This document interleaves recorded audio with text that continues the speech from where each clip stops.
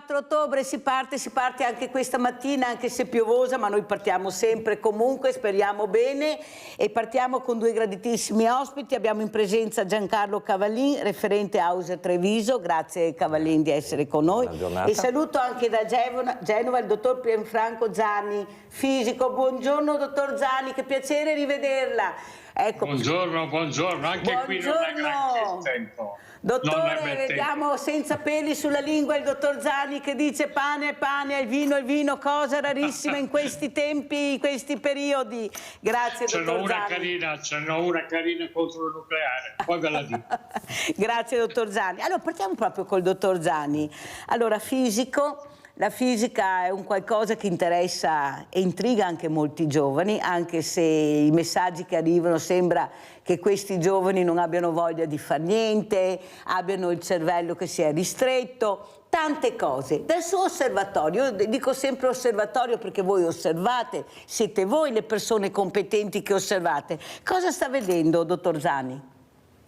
Ma tanto per cominciare, quest'anno a Fisica Genova se ne sono iscritti 90, che è una cifra molto alta per fisica, perché è una facoltà un po' difficile e all'ingresso molti poi lasciano, ma comunque 90 matricole hanno impressionato. Sono tutti contenti, perché un fisico poi trova lavoro. Il fatto è che trova lavoro un po' dovunque, poco a Genova magari, comunque molto nel mondo internazionale, quindi la strada si apre. Questo cosa ci dice, dottor Zanni, oltre a questo? Oltre a questo direi che bisogna parlare di nucleare, perché sento rulli di tamburi, dobbiamo fare nucleare. Vi racconto questa situazione. Il nucleare adesso non c'è.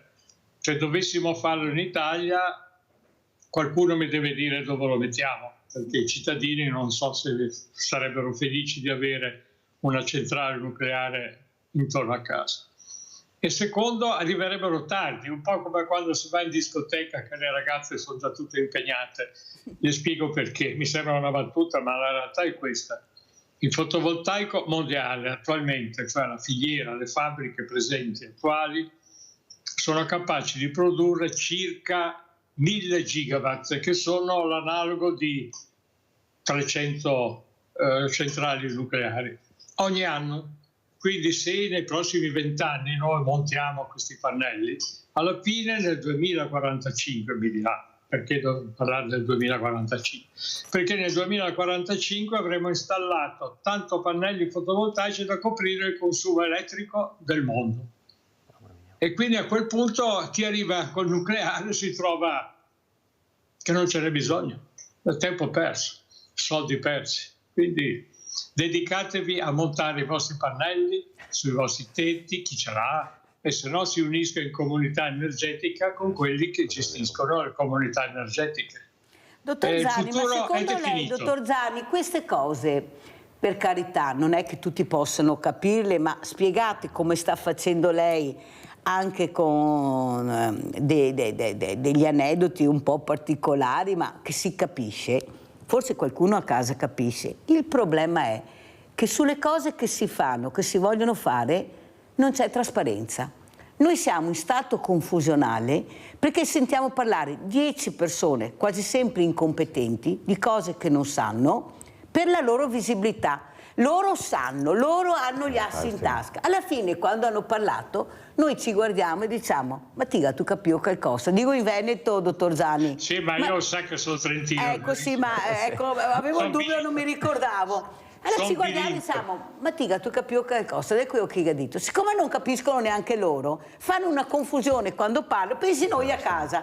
Perché non si riesce a capire che abbiamo le persone competenti e che loro devono parlare in merito al tema che si tratta? Prego, dottor Zanni.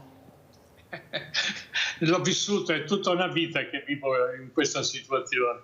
Ma proprio fate conto che domani vado a vado a un'assemblea dei costruttori edili e so già che non parleranno mai di energia solare, perché i costruttori edili vogliono costruire. Mentre in realtà dovremmo magari abbattere qualche edificio, rifarlo nuovo un po' meglio, e poi soprattutto installare pannelli fotovoltaici sui tetti, sulle facciate, chiedere permessi più facili. C'è molto da fare per i prossimi 25 anni. Ho fatto un conto banale e si può fare, chiunque lo può fare. Comunque il risultato è questo: Liguria, io abito a Genova, 1,5 milioni di abitanti. Da qui, cioè nel 2040, i cittadini genovesi, lasciando le bollette attuali, spenderebbero quasi 70 miliardi di euro da qui all'ora, cioè partire da oggi fino al 2044. Se mettiamo i pannelli solari, bene, con le batterie, con il risparmio energetico e quant'altro, noi ne spenderemo 26. Cioè, poche parole. E il solare va fatto perché conviene. Ma conviene a tutti, conviene a chi ha i soldi e si fa l'impianto. Chi non li ha si mette in comunità energetica, il risparmio ottiene un incentivo che esiste e quindi cioè, ormai è fatta. Qualcuno dice che non si può, che la rete elettrica non è sufficiente. Sì, però Terna, che è l'ente, cioè la società che è dedicata alle strutture elettriche italiane, investirà 15 miliardi di euro, pochi anni tra un po', per potenziare le reti elettriche e portare l'energia dal sud al nord, dove se ne consuma di più che al sud c'è più sole.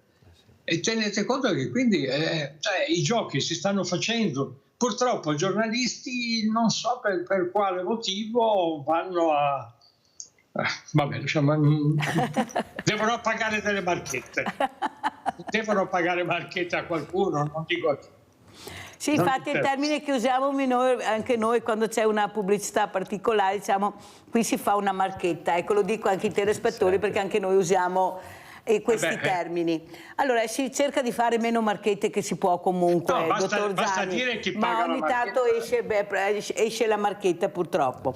Allora, sentiamo anche cosa ne pensa Giancarlo Cavallin, che lo vedevo stupito, con gli occhi spalancati rispetto a dei numeri che diceva il dottor Zani. Prego, Cavallin. Sì, ecco, credo pone una questione il dottore Zani importantissima, perché è il nostro futuro, il futuro dei nostri figli chiaramente, esatto, ed è anche una questione diciamo, dei temi ambientali, temi che ci stanno mettendo in difficoltà già attualmente, insomma, ecco questo. Quindi o troviamo la forza e il coraggio di affrontarle, queste tematiche, se no altrimenti da una parte quello che esponeva il dottor Zani, una questione anche proprio dal punto di vista di costi che andiamo incontro, dall'altra però anche l'effetto sull'ambiente e sugli effetti che noi stiamo subendo già oggi e che stanno in modo molto rapido aggravandosi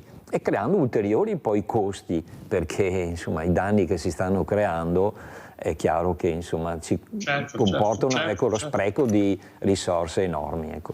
Abbiamo Rinaldo in linea. Ciao Rinaldo da Venezia. Ciao Mirella e buongiorno ai tuoi ospiti. Buongiorno. Buongiorno. Allora, ciao Mirella. Rinaldo, abbassa la televisione Gianni, ormai che te chiami sempre con la televisione che sento fin qua mi sbassa che televisione. No, io te hanno la televisione. Dai. Comunque, sì. Mirella, è il discorso che fa il professore, è un discorso giusto, però neanche qua in Italia abbiamo tutto quello che potremmo fare, ma abbiamo massa bastoni in mezzo alle robe belle.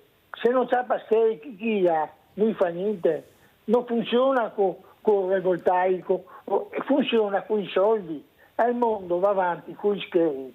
Non vorremmo capirla che neanche buone idee e buone intenzioni, neanche siamo neanche povera gente, operai, gente che sta un piano di meglio, ma siamo manoranza. Chi che decide, chi che ha i soldi, fa moltiplicarli. De neanche non interessa niente. Quando è politica, ne ascolti neanche la politica, no? Ti fa quello che volevi. I bolscevichi i voti da altri. Siamo lì a pagare le robe. Tutti devono insegnarmi qualcosa. Io ho 81 anni, ho una vita, ho fatto un lavoro che sono andato dappertutto, ospedali, istituti, mercati, dappertutto. Non sono un gioco, va bene, e ho finita elementare, ma se ti vuoi sapere qualcosa di certi argomenti, per esempio, mi sono l'unico al mondo, va bene, è il più bravo di tutti al mondo a tagliare fondi di carciofo.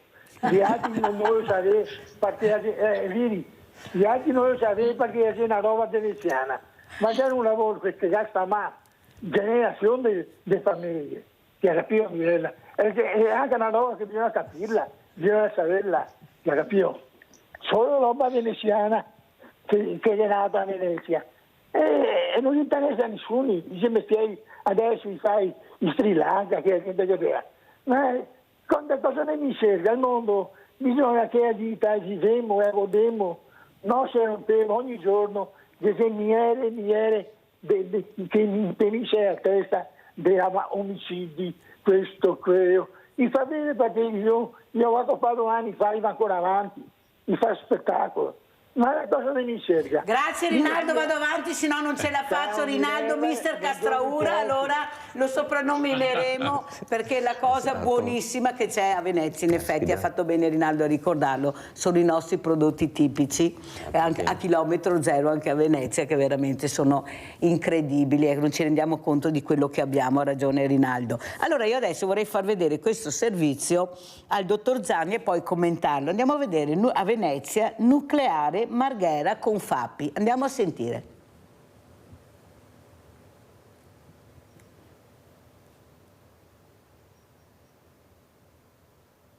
Sia il nucleare a Porto Marghera perché intanto in Italia abbiamo un problema di approvvigionamento relativamente all'energia elettrica, il fabbisogno nazionale non è coperto ovviamente dalle fonti rinnovabili che pur nella loro positività hanno tutta una serie di problematiche di continuità. Anche con Fapi Venezia si dice favorevole all'ipotesi del nucleare a Porto Marghera per una serie di motivazioni. Il nucleare è la soluzione ideale per un paese che aspira a rimanere la seconda potenza manifatturiera europea e in particolare per quanto riguarda l'area di Porto Marghera c'è tutto un tema di bonifiche relative a quello che la chimica ha lasciato a Porto Marghera, bonifiche che ormai da decenni attendono di essere effettuate e che la costruzione di una centrale nucleare senz'altro non procrastinerebbe più. Per Porto Marghera, continua Zecchinel, che vede nel sito importanti potenzialità di sviluppo, potrebbe essere un'occasione di ripartenza. Si aggiungerebbe tutta una serie di opere compensative che avrebbero delle ricadute importanti per un territorio come il nostro che purtroppo sta subendo una pesante deindustrializzazione. Allora, dottor Pier Enrico Zani, come commenta questo servizio? La vedo col sorriso, mi fa molto piacere. Perché quel signore lì lo conosco, l'ho visto diverse volte su YouTube, spara cavolate di dimensioni catastrofiche. Perché mettere una centrale nucleare a Venezia, a Marghera, significa che in caso di incidente, dicono no, sono sicuro, però Fukushima, 3 Mile Island, ne sono successe diverse, e il risultato è che perderemo Venezia. Cioè, in poche parole, Venezia diventerebbe off limits a tutti i cittadini e turisti. Cioè, chi abita a Venezia deve tenersi un aggeggio vicino così e poi mi dite che dovete bonificare una zona e ci mettete una centrale nucleare. Ma siamo folli, oppure marchettari, perché questa è la parola giusta. Allora, vedevo anche perplesso, sentiamo anche Giancarlo Cavallin, anche se lui tratta un altro tema delicato che è il sociale, diversamente giovani, diversamente agili, come li chiama Mirella, però vedevo quando ho sentito queste parole, vedevo i suoi occhi che guardavano Marghera e Venezia e dicevo, ma sto ascoltando bene o cosa? Prego. Sì, esatto, giustamente ecco, come il professor Zani poneva rispetto a una questione che riguarda Venezia, e quindi il fatto che si costruisse lì ipoteticamente una centrale nucleare cosa significa anche per quello che è l'immagine che ha Venezia nel mondo e quindi che è un'attrazione ecco, per il mondo. Ma al di là di quello c'è tutta una partita, giustamente come poneva, che riguarda di quell'area petrochimico, quello che lì c'è ancora di problemi del territorio. Ma soprattutto io tornerei un po' ai discorsi che poneva inizialmente il professore, cioè di quello che conviene di fatto alla comunità da un punto di vista anche proprio economico, e quindi non solo di effetto di quello che può produrre, non so, la costruzione di una centrale atomica, eccetera, ma oppure di quello che accennavo, diciamo, dal punto di vista di immagine di Venezia, insomma, ecco, a fianco una centrale nucleare. Ma ecco, quello che vuol dire in qualche modo non affrontare quelle cose che prima un po' dicevamo, uno, che bisogna avere un senso di prospettiva, di futuro per le realtà del territorio, e quindi in pratica da un punto di vista economico cosa conviene, da un punto di vista sociale cosa conviene per il territorio, perché quando prima si accennava alle comunità energetiche non è solo una questione di effetto che questo produce da un punto di vista di benessere economico, ma questo cosa comporta da un punto di vista di lavorare sul costruire senso di comunità tra i cittadini. Molto chiaro, ringrazio Cavallin per aver usato anche la parola comunità. Aspetti, dottor Zani, perché abbiamo una telefonata, se no mi cade la linea. Abbiamo Daniele da Verona, poi continuiamo. Vai Daniele. Sì, buongiorno a tutti. Buongiorno. Niente, volevo dire la mia per quanto riguarda, diciamo, energia a pannelli solari, eolica, insomma, in merito. Giusto quello che dice tutto quanto il fisico, tutti i tecnici del mondo, però purtroppo sappiamo bene che l'energia va sempre pari passo con diciamo così, con la politica, con i poteri forti, con i fornitori di energia, perché ora alla fine, se loro non vogliono introdurla per motivi politici e economici, possiamo stare qua a discutere finché la terra non si piega. E per quanto riguarda poi il nucleare, se dobbiamo rendersi conto che noi siamo fatti di atomi, cioè è la cosa più basilare del mondo, il nucleare chiaramente pulito. Quindi secondo me non determina il fatto che sia fatto a Venezia o a Treviso o a Milano, insomma ogni posto va bene purché sia fatto nella maniera giusta. E poi, come dicevo prima, è solo un fattore politico per quanto riguarda l'energia. Tutto qua, insomma. Buona giornata, grazie. Grazie Daniele, prego dottor Zani.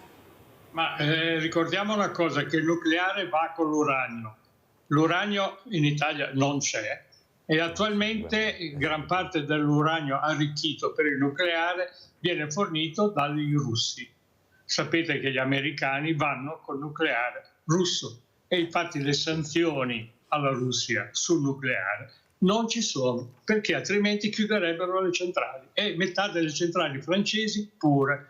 Quindi di che cosa stiamo parlando? Il sole ce l'hanno tutti, non sono i politici che decidono. Se un cittadino si mette 4 pannelli solari sul tetto, sono cavoli suoi, paga lui e non paga la bolletta o la riduce. Quindi proprio si sta confrontando, è ridicolo, non so cosa dire. Un'ultima cosa, quel signore, non questo signore veneto, quello prima di Marghera, diceva che è intermittente. È vero, il sole non c'è di notte, però c'è il vento. E poi c'è un'altra cosa che tutti dimentichiamo, nessuno sa, che è un fatto di elettrotecnica. E tra un po' ci saranno così tanti impianti che gran parte delle centrali presenti in Italia non serviranno, perché ci scambieremo l'energia tramite comunità energetiche e reti intelligenti. Ma è già adesso così, no? Non lo sapete, ma è così. Non c'è quasi più bisogno delle centrali tra un po'.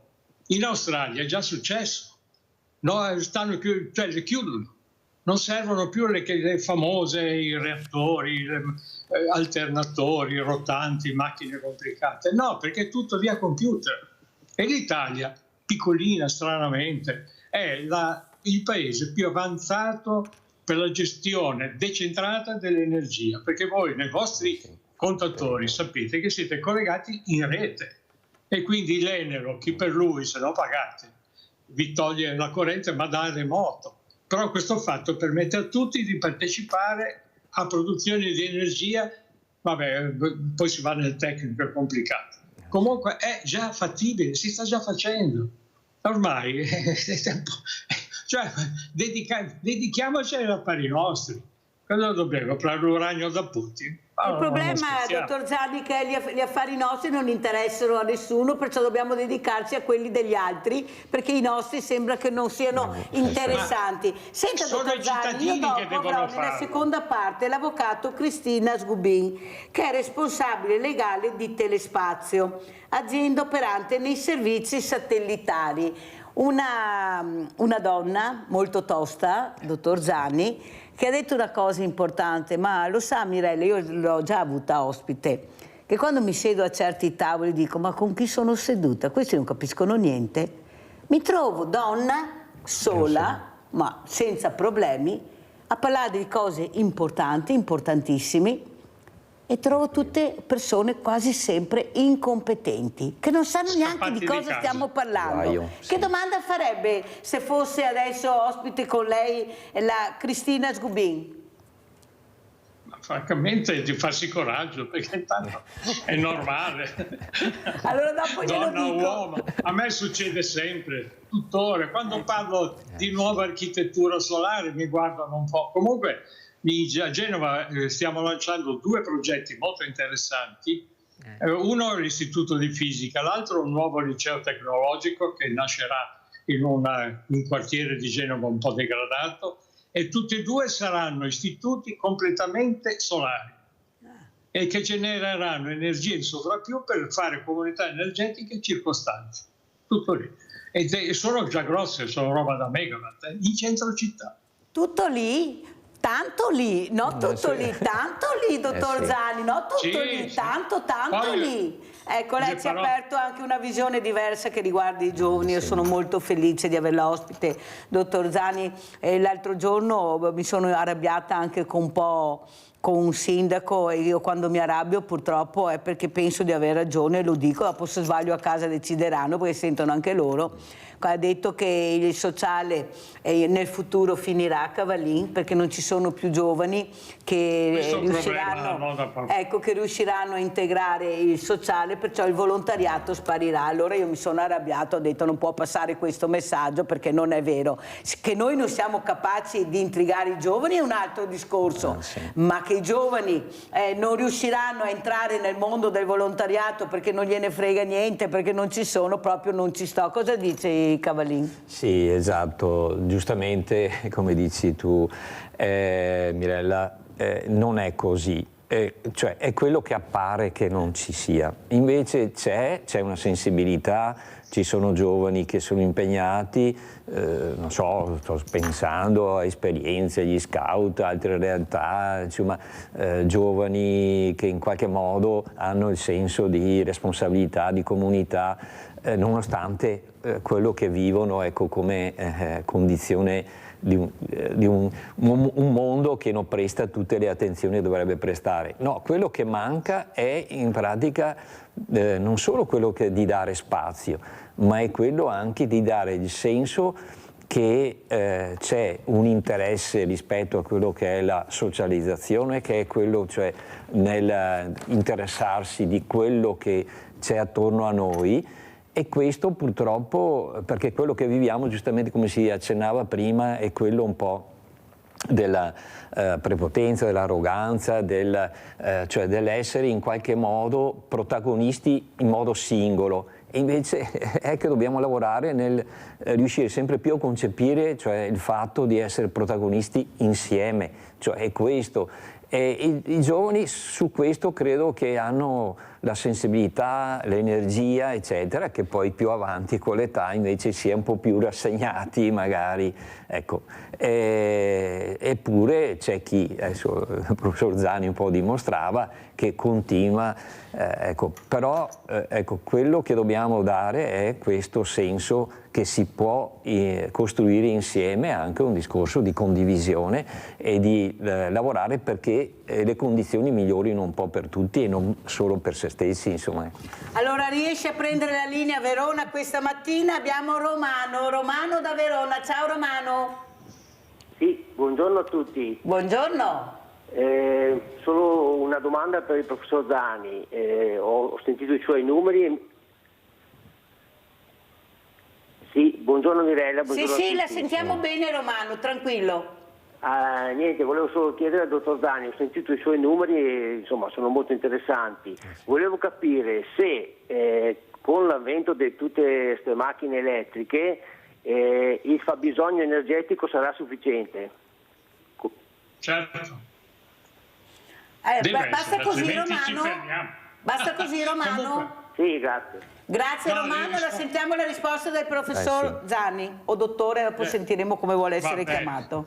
Lo stesso, le rispondo, ci vuole un po' più lungo. Una auto normale butta via in calore l'80% della benzina che ci mettiamo dentro. Quindi dal punto di vista energetico è uno spreco pazzesco, a parte la CO2, a parte sono soldi. Io parlo, per evitare discussione con i climatologi, con cui io sono sempre d'accordo, parlo solo di soldi, sono genovesi, però se uno fa il conto delle auto elettriche, delle auto trasformate in elettriche, il consumo di energia è vero che aumenta quello elettrico, ma diminuisce di 4 volte quello che noi consumiamo in benzina e che importiamo. Quindi mentre usiamo l'energia solare, mi sembra così facile capirlo che non c'è problema di questo, basta installare pannelli solari, caricare le macchine, batterie certo, cioè usare la rete intelligente, le comunità energetiche, così quando c'è spazio mi carico l'auto o così via. Non c'è assolutamente problema. I conti che ho fatto, che le ho detto prima, per la Liguria implicano i consumi attuali, comprese le acciaierie e tutte le auto della Liguria. Quindi ho fatto 2 conti e viene fuori questa cifra incredibile che, se uno ci pensa, risparmia un patrimonio solo di bolletta elettrica, i famosi kilowattora e quelli che sono sulla bolletta, quelli lì. Il discorso diventa un po' più lungo, però vi garantisco che i consumi italiani attualmente non sono male, se qualcuno volesse fare un conto, fate conto, ogni cittadino italiano in media ha bisogno di 1 kilowattora. Fatevi i conti per 24 ore, per 370, quanti sono 365 giorni all'anno, e ottiene i kilowattora per ogni cittadino, lo moltiplica per 60 milioni. Piccolo particolare, queste cifre le può usare per un piccolo paesino. Ad esempio in questo momento sto facendo un progetto per Perinaldo, un paesino di 800 abitanti sulle colline dell'Imperiese, e dove è nato già l'astronomo Cassini, quello famoso. Sono 800 abitanti con un piccolo impianto, relativamente piccolo, fuori dal paese perché è medievale, quindi è bellissimo, e tutto il paese andrebbe a energia solare. E si sta progettando pian piano di capire come fare.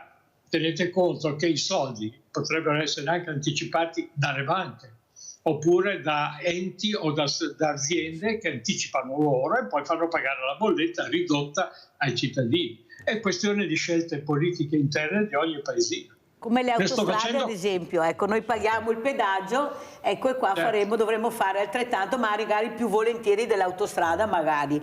Senta, oltre a essere fisico è anche un mago, perché io avevo pronto, dottor Zani, proprio il servizio sulle acciaierie, la porto a Udine, poi sentiamo. Raccolta firme no acciaierie, andiamo a sentire.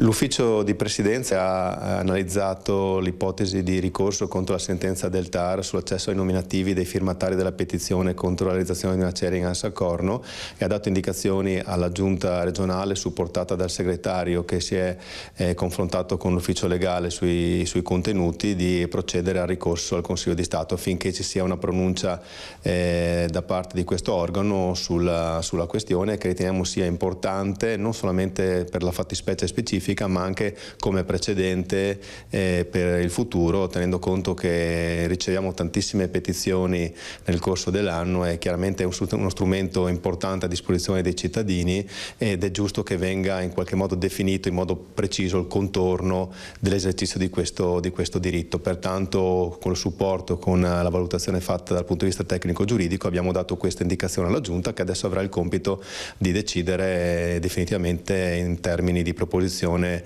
o meno del ricorso al Consiglio di Stato. Allora, dottor Zani, come lo commenta? Commento che vorrei sapere quanti nuovi posti di lavoro genera questa nuova acciaieria e quelli che sono contrari se sono tutti pensionati o ricchi. E queste sono le cose che interessano, infatti non si sanno. Ecco, noi andiamo per calcoli nostri, ma la verità e la trasparenza su notizie importanti non le abbiamo mai. Però quello che sappiamo è che adesso dobbiamo andare assolutamente in pubblicità.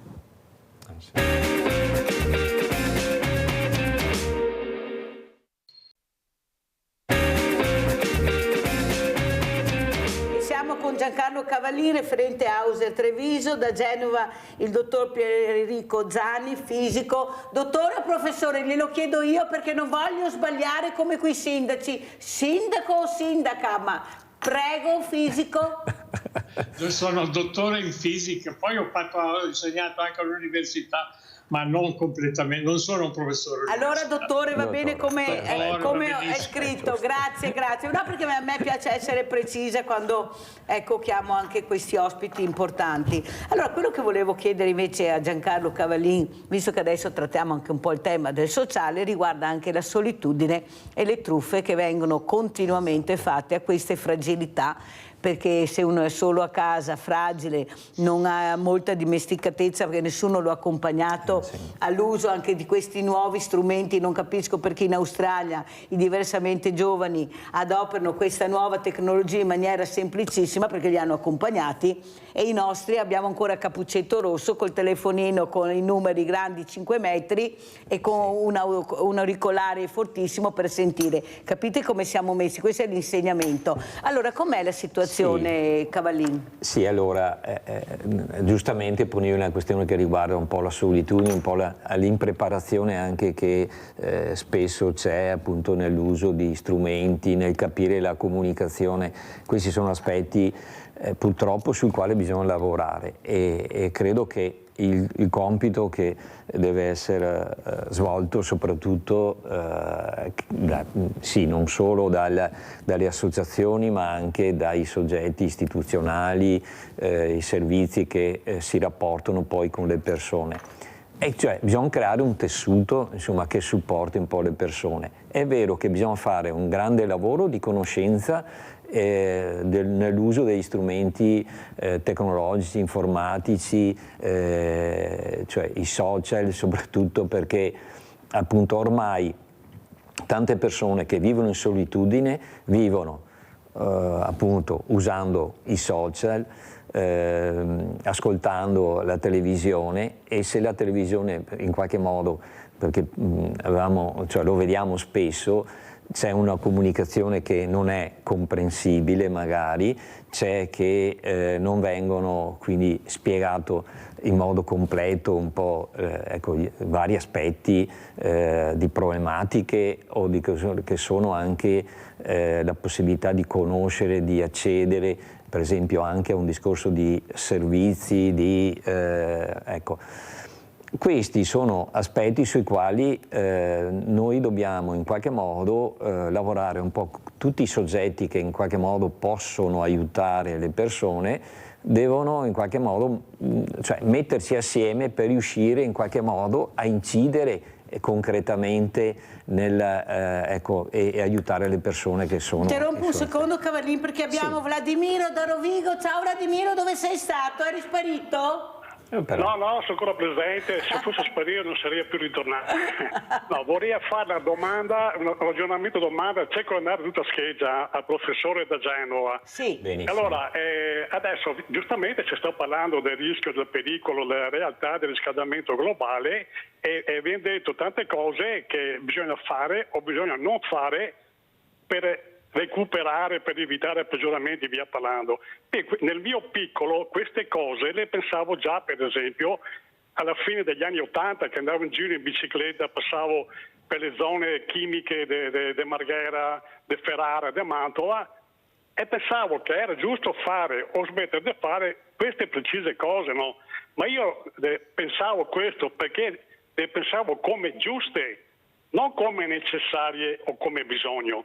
Io ragiono, se una cosa è giusta si fa, a prescindere. Se la terra si stesse raffreddando, per me sarebbe giusto fare ugualmente quelle cose di cui si parla adesso. A me c'è una cosa che non va. Adesso lei ha spiegato in maniera abbastanza veloce l'utilità e la convenienza dell'energia solare, eolica, via parlando. Benissimo, lei è un esperto, ha una sua sensibilità e giustamente parla in questa maniera. Io sono, tra virgolette, ignorante in materia e la ascolto con interesse. Però io ascolto con interesse anche un suo collega di pari sapienza sua, che magari è più possibilista, magari in modo anche parziale, all'energia nucleare. Io sono ignorante parimenti rispetto al suo collega e ascolto con interesse anche il suo collega. Cioè io non posso fare una scelta tra la sua proposta e la proposta del parzialmente nucleare in base a una mia valutazione di giusto o non giusto, perché per me è impossibile. E arrivo alla domanda, io non sopporto questo modo di fare che purtroppo è alleggiato anche un po' in questa puntata. E cioè, quando una persona dice un'opinione, una persona che sa le cose, non come l'ex ministro Brunetta, dico una battuta, che al massimo può essere esperto in nanoparticelle, è una battuta, no? Cioè, quando una persona dice un'opinione che non è uguale alla mia, diventa un povero stronzo, un ignorante. E no, non va bene così, cioè, o almeno non va bene per me, che sono ignorante per tutte e due le posizioni. Cioè, questo modo di fare, che per me è di metodo, ma è importantissimo, è pericoloso. E porto l'esempio di quei ragazzi che bloccano il traffico per la strada per la questione del clima. E io l'ho detto, io sono ultra favorevole. Questo modo di fare sta portando la gente. Ma scusa Vladimiro, ma il modo di fare di chi? Perché devi essere anche Vladimiro alla parte politica opposta. Cioè dopo come va a finire? Chi fa le decisioni, chi ha più voti, più parlamentari, più ministri e via parlando, cioè andiamoci piano a dare delle parole non giuste a chi propone cose un po' diverse dalle proprie, anche perché Vladimiro, ascolta, ma di chi parli? Di chi stai parlando? Non parlo del professore Genova, che è una persona ragionevole, ha avuto qualche attimo, ma io parlo che in generale, perché per esempio sento che molti esponenti del PD in alcune zone... politicamente, perché spieghiamo, perché sembrava che fosse questa trasmissione, è giusto anche capire, hai capito? Cerco di essere chiaro in quello che dico. Per esempio una nota attrice che dice sì, l'energia solare ma non nel mio paese che se no deturpa, le pale eoliche ma non nelle mie colline perché se no deturpa. Cioè voglio dire, questa cosa qua è importantissima perché dopo spinge la gente per reazione ignorante ma per reazione umana ad aderire alla parte politica opposta, che se dopo ha più parlamentari, più ministri eccetera eccetera fa quella decisione. Cioè dopo alla fine le persone che è troppo esagerate finisce per dare corda all'ex ministro Brunetta, perché dopo la gente ha avuto quei partiti che è favorevole al nucleare eccetera eccetera eccetera. Grazie Vladimiro, adesso sei stato chiaro perché anche Cavallini aveva capito una cosa diversa. Devo interromperti, grazie. Allora finiamo con Cavallini che stava cercando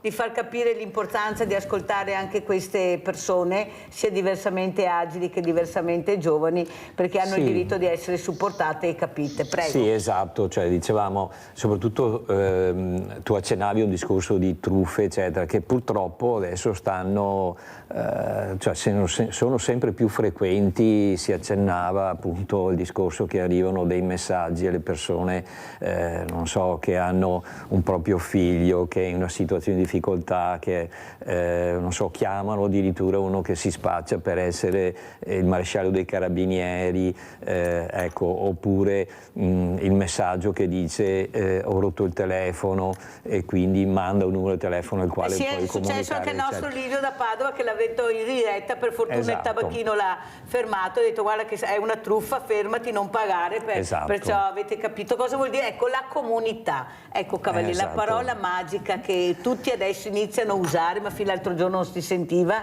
adesso in campagna elettorale tutti fanno comunità, parola magica, ma non strumentalizzarla per cortesia, perché diventa pericoloso per la comunità. Esatto, ma tu prima accennavi di dire quella persona che va dal tabacchino per pagare eccetera, ma appunto tutto il discorso che riguarda il fatto che se io ho confidenza col mio vicino, ecco, quello che viene a mancare a volte, soprattutto per le persone magari che sono sole, che non riescono a capire che dietro c'è una truffa, che c'è un inganno eccetera, quello che effettivamente ci sia chi che in qualche modo li possa aiutare. Ma non è che mancano i posti di aggregazione, perché io sento molte persone sole che chiamano Sveglia Veneti, perciò vuol dire che se loro hanno un punto di riferimento chiamano. Il problema è che queste persone non hanno punti di riferimento. Noi siamo 7.500 associazioni di volontariato, tutte divise, ognuno fa tutto e poi, come dico tutte le mattine, il cane, il 7 padroni, muore di fame, e succede per l'anziano che non riusciamo ad andarlo a prendere perché non conosciamo nome e cognome, perché non sappiamo dove abita, perché i servizi sociali ti mettono davanti la privacy, non posso dare il nome, il cognome, l'indirizzo perché c'è la privacy, e in maniera che questo anziano rimane solo anziana. Questo non può essere, e dobbiamo anche capire che chi dovrebbe mettere insieme le associazioni deve fare il suo lavoro, non fare altro per la propria visibilità, perché della propria visibilità non me ne può fregare di meno. Adriana da Crocetta, vai Adriana. Io non sono giù di voce, ma cercate di capirmi. Mi capite? Se te parli forse. Volevo dire una cosa, sto ascoltando dall'inizio. Io sto pensando una cosa, noi non vogliamo le centrali nucleari qui, ma ce le abbiamo fuori dalle porte, voglio dire, non è che ci sia molto lontano. Poi ho sentito che si sponsorizzano tanto i pannelli solari. I pannelli solari non durano un'eternità, voglio dire, dopo per smaltirli si inquina molto, ci sono i pro e i contro su queste cose, bisogna ragionarci un po'. Grazie. E ti ringrazio Adriana, perché ho ricevuto tempo fa proprio delle telefonate, dopo smaltiamo dopo tutto questo materiale. Prego dottor Zani, a lei la risposta sia a Vladimiro da Rovigo che a Adriana da Crocetta, prego. Al signor Vladimiro gli rispondo, non deve preoccuparsi di non conoscere, ignorante è una parola non giusta, che non conosce, chieda sempre i numeri, non le opinioni, perché le opinioni sono robe antipatiche. Io parlo solo di numeri. Noi fisici, quando diciamo qualcosa, dobbiamo sempre dare una riferenza, in maniera che tutti possano verificare. Allora, i numeri parlano chiaro, se vuole poi, però ci vuole un po' di tempo e glieli spiego. Qui ho cercato di dirvi, quindi non si preoccupi. È che lei deve cercare a chi parla, dice, mi dica i numeri, perché quel signore del nucleare i numeri non l'ha detto. Capisci? Io gliel'ho detto. Comunque. Invece l'altro discorso, scusi, qual era l'altro? Lo smaltimento dei rifiuti. Smaltimento. Sì. Allora, i pannelli ce n'è di tanti tipi. Quelli doppio vetro, che sono leggermente più costosi, durano dai 40 ai 50 anni. Quindi il problema si sposta un po' in là. Poi ci sono delle aziende, già adesso, che prendono i pannelli, li tritano, recuperano il vetro, recuperano il rame, l'argento, l'alluminio, l'argento che c'è dentro, il silicio lo tritano e fanno piastrelle, lo mettono dove volete, nelle catrame, nelle strade, ed è riciclato senza inquinare. I pannelli solari doppio vetro sono come i vetri delle automobili che sono doppio vetro, uguali. Ecco, vede professore, dottore, come vuole essere chiamato lei, tanto li ha tutti e due, perciò chiamiamo uno, chiamiamo l'altro, sempre abbiamo presente il fisico Pier Enrico Zani. Il problema è che nessuno le spiega queste cose, ha capito? Ma c'è scritto, ecco, ho capito, ma le persone, allora una volta c'erano i comitati di quartiere. I comitati di quartiere, in base a quel tema che era discutibile, da discutere, si interveniva, ognuno come facciamo noi in televisione. Allora, la persona competente, come dice lei Zani, con i numeri, ci fa capire quello che è la realtà, no? Giusto o sbagliato? La realtà. Poi tu interpretala come vuoi, però questi sono i numeri, decidi tu. È come quando, Cavallini, io dico sempre 6 milioni di poveri, che ho sentito un imprenditore che ha detto: ma dove sono questi 6 milioni? Ma io cosa sono? Tutti quelli a casa che non fanno niente, che prendono il sussidio, che non ha ancora capito che i poveri in Italia sono diventati quelli che lavorano. Ecco, le persone che lavorano anche in 2 in famiglia e non riescono ad arrivare a fine mese, perché sono stipendi bassissimi, i più bassi d'Europa, pensioni da fame. Ecco, questo persone, siccome anche un imprenditore e se ne vanta, ha detto: ma dove sono sti 6 milioni? A me non risulta. Capisce come siamo, ecco, senza capire che i poveri sono quelli che lavorano, non quelli che non fanno niente, purtroppo. Mirella, le posso suggerire una prossima televisionata? Il decremento della popolazione italiana, pochi bambini, perché? E lì i discorsi sono tanti, sociali, economici, quelli che ha detto lei. Una famiglia, se non lavora in 2 bambini, non se li può permettere. Ma li facciamo, Zanni, questi confronti anche con economisti, invito un po' di tutto, e i numeri, come dice lei, li danno, i numeri sono numeri, ricercatori, scienziati, perché io invito tutti, ho delle eccellenze veramente e ne sono orgogliosa, perché veramente sentiamo i numeri come dice lei, no parole, bla bla bla bla, numeri, e i numeri parlano chiaro. 6 milioni di poveri sono anche quelle persone che lavorano, che non riescono ad arrivare a fine mese. Livio da Padova, vai Livio. Mirella, ciao. Ciao. E un saluto ai tuoi ospiti. Volevo rivolgermi al professore, al fisico. Dunque, secondo lui, che futuro avrà in Italia il nucleare? E poi un'altra cosa, quale sarebbe il tipo di energia migliore per noi, sia in termini di inquinamento che in termini di veramente di risparmio per le tasche di tutti noi cittadini? Grazie e vi saluto. Grazie Livio, ti ho citato anche prima, c'è Cavallini che voleva aggiungere una cosa prima che Zanni risponda. Esatto, sì, quello che rispetto un po' alle cose che il professore un po' poneva anche in termini di dati, per esempio, cioè quanto bisogno di energia c'è e quanto possiamo risparmiare già, cioè adottando certe modalità eccetera.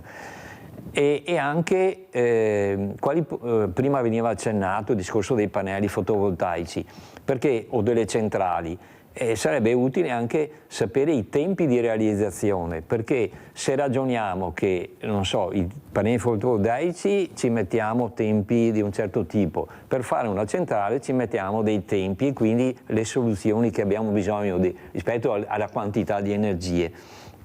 E poi quindi costi e convenienze nel fare queste scelte, perché diventa importante non rimanere in una situazione sì, no, eccetera, ma deve essere fatte delle scelte. Allora sentiamo come risponde Zanni sia a Cavallin che a Livio da Padova, prego. Come sempre parlo di numeri, poi Genovese parla anche, facciamo così. Supponiamo che voi volete una centrale di qualsiasi tipo da 1 gigawatt, 1000 megawatt.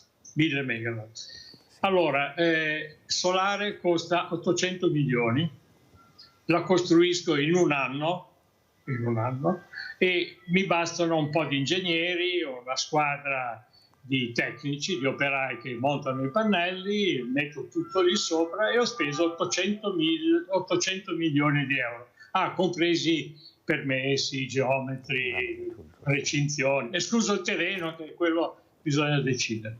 La centrale nucleare delle stesse dimensioni richiede 20 anni e 20 miliardi di euro.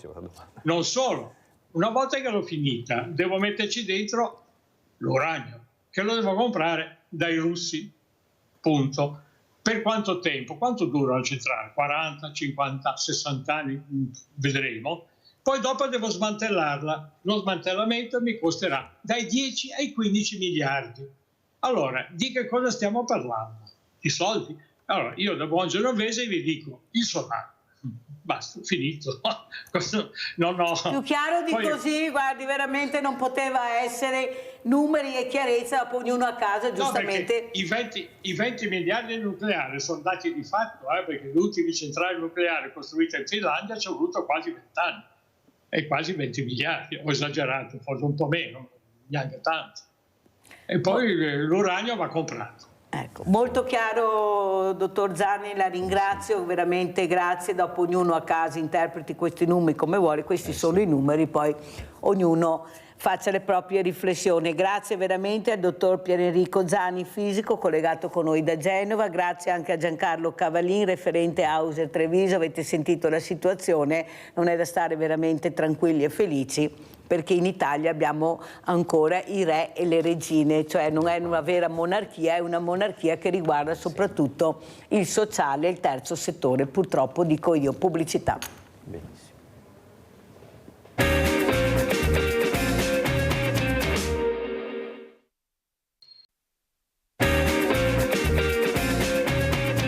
E vi presento altri due gratissimi ospiti, come avevo detto prima con il dottor Zani e con Giancarlo Cavallin, che avrei avuto l'avvocato Cristina Sgubin, responsabile legale di Telespazio. Eccola qua, guardate che bella. Buongiorno. Che è lo spazio, guardate lo spazio. Grazie avvocato di essere qui con noi. Voi. E saluto anche Massimo Zappia, imprenditore, anche grazie, lui, Mirella, per sentire anche come stanno le cose. Intanto le mando i saluti, avvocato Sgubin, del dottor Pier Enrico Zani, fisico, perché ho raccontato della storia che lei diceva a Sveglia Venti, che delle volte si siede attorno ad un tavolo con delle persone talmente incompetenti che lei pensa: ma questi sanno di cosa parlo? No, e sono uomini specialmente. E lui mi ha detto di dirle che continui e che sia sempre tosta, perché lui capita spesso, sto parlando di un fisico, spesso a questi tavoli non capiscono niente, perché ci sono persone che non riescono a capire di quello stiamo parlando. Allora, com'è la situazione, avvocato Sgubin? Ma dunque, devo dire che di recente c'è anche, per l'attenzione particolare che questo governo sta dando, senza dare un giudizio politico, riporto un fatto. Questo governo sta dando molta attenzione al settore dell'aerospazio, anche perché il contesto geopolitico internazionale porta inevitabilmente ad una presa di coscienza. Quello che ci dicevamo anche le altre volte, Mirella si ricorda, lo spazio è un segmento internazionale per sua stessa natura, per cui non può prescindere da ciò che succede negli altri paesi, e quindi il fatto che poi magari entreremo nel dettaglio, dalla cyber security alle interconnessioni satellitari e quant'altro, c'è, devo dire, in effetti una presa di coscienza recente che sta portando ad una spinta importante. Noi siamo impegnatissimi anche nelle partnership con gli Stati Uniti, abbiamo visto tutti gli accordi con Elon Musk, in Europa la costruzione di programmi transnazionali con i competitors europei per essere forti, perché a livello politico questa partita, Mirella, si gioca su tanti piani. C'è l'Italia in sé con le competenze storiche che ha. Non dimentichiamo che Telespazio è stata protagonista nel 69 dell'allunaggio, è stata Telespazio a trasmettere l'allunaggio avvenuto nel 69, quindi abbiamo una competenza storica consolidata che è quasi più conosciuta all'estero che in Italia. Quindi c'è la competenza del paese, c'è il quadro europeo, quindi in Europa ad esempio abbiamo appena firmato il 15 ottobre un contratto con l'Agenzia Spaziale Europea che si chiama Moonlight, un programma di interconnessione lunare che dovrà avere tante declinazioni commerciali, di comunicazione, e l'Europa in questo si sta ponendo all'avanguardia per quanto riguarda questo sistema di connessioni satellitari lunari. E il terzo livello poi è quello internazionale, quindi abbiamo i rapporti con gli Stati Uniti e osserviamo con attenzione anche quello che succede in Asia. Cina e Giappone stanno spingendo molto sulla parte satellitare, quindi quello che ci siamo detti l'ultima volta, Mirella, era quello che poi di fatto sta arrivando e sta succedendo, cioè che non possiamo farci trovare impreparati o persi nelle maglie della burocrazia che rischia di rallentarci e indebolirci sullo scenario internazionale. Quindi non solo confermo quello che ci siamo dette le ultime volte, ma ad oggi pare che l'Italia si stia ponendo su tavoli interessanti, perché devo dire abbiamo in questo momento storico un'attenzione politica importante proprio sui temi dell'aerospazio. Grazie Avvocato Sgubin di essere sempre chiara come al solito, e iniziare a vedere un bicchiere mezzo pieno non sarebbe male, sì. Anche perché queste figure, come dice l'avvocato, le abbiamo, non è che ci mancano. Come abbiamo i migliori ricercatori, i migliori scienziati nel mondo, siamo noi, sono italiani, inutile da dire, solo che poi non ce li lasciano più perché sanno il valore prezioso che hanno e se li tengono belli stretti, questa è la verità purtroppo. Certo. Abbiamo Adriano da Venezia, poi andiamo da Massimo Zappia, imprenditore. Vai Adriano. Buongiorno.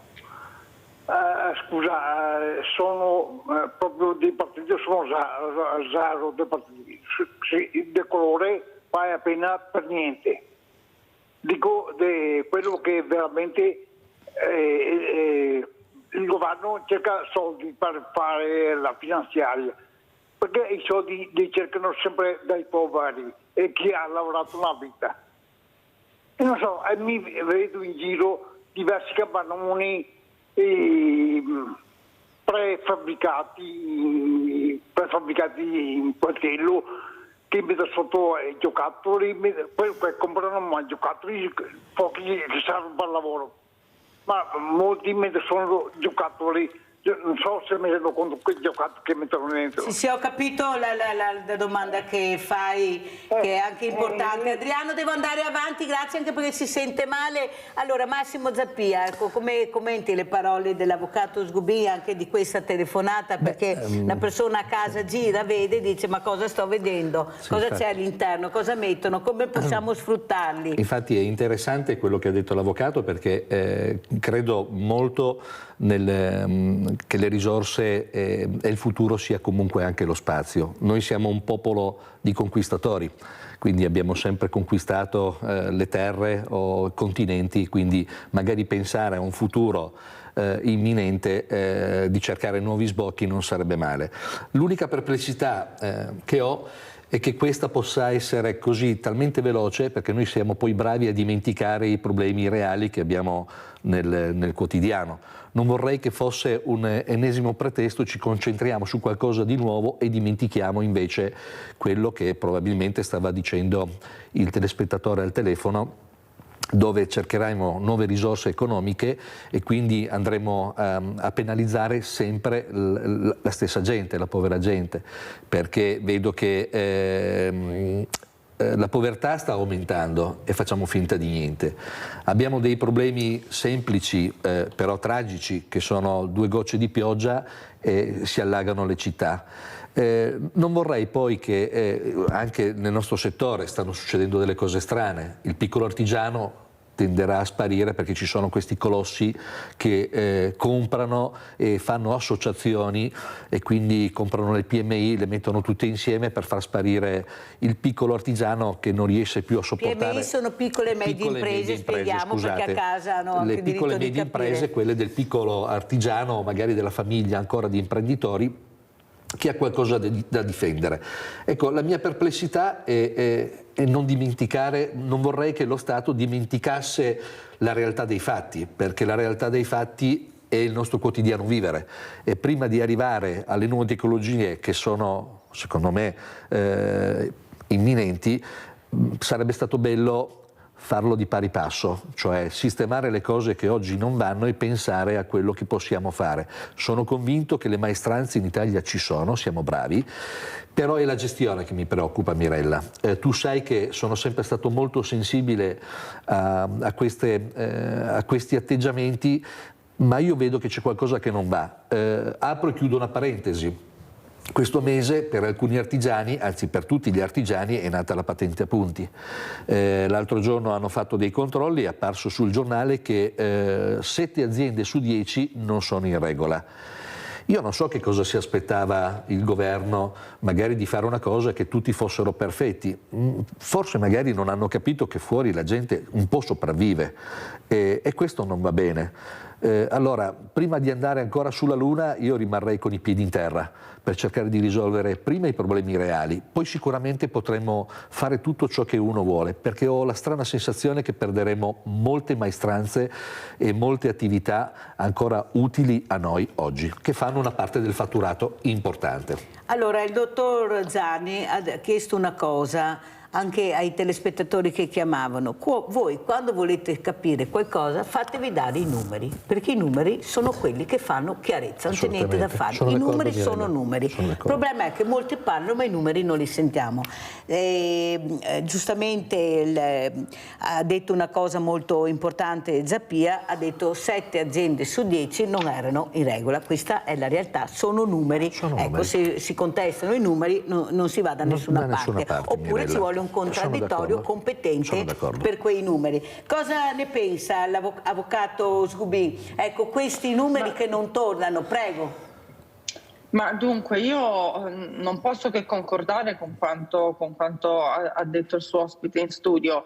Resta un fatto che però dobbiamo uscire dalla logica dell'immaginare i problemi escludenti. Cioè risolvo uno perché non mi interessa dell'altro. Io sono dell'opinione che la spinta sulla ricerca abbia comunque ricadute anche a livello micro e macroeconomico. Mi spiego meglio. Pensiamo a paesi che investono moltissimo nella ricerca. Questo vuol dire investire nell'università, investire nelle catene di fornitura, perché non dimentichiamo che dietro i colossi di Stato c'è una filiera di piccole aziende sul territorio e in realtà locali si creano vere e proprie microeconomie. In più si formano persone che diventano appetibili sul mercato nazionale ed internazionale. Quindi è vero, e io sono la prima, ahimè, ad essere d'accordo sul fatto che le esigenze del Paese all'apparenza possono essere anche altre, ma vorrei invitare ad una riflessione che porti a capire che non sono comunque escludenti la lotta all'evasione piuttosto che l'incentivazione alle PMI, che sono comunque l'Italia non ha la Silicon Valley, noi siamo un paese di PMI sostanzialmente, al di là delle grandi aziende partecipate.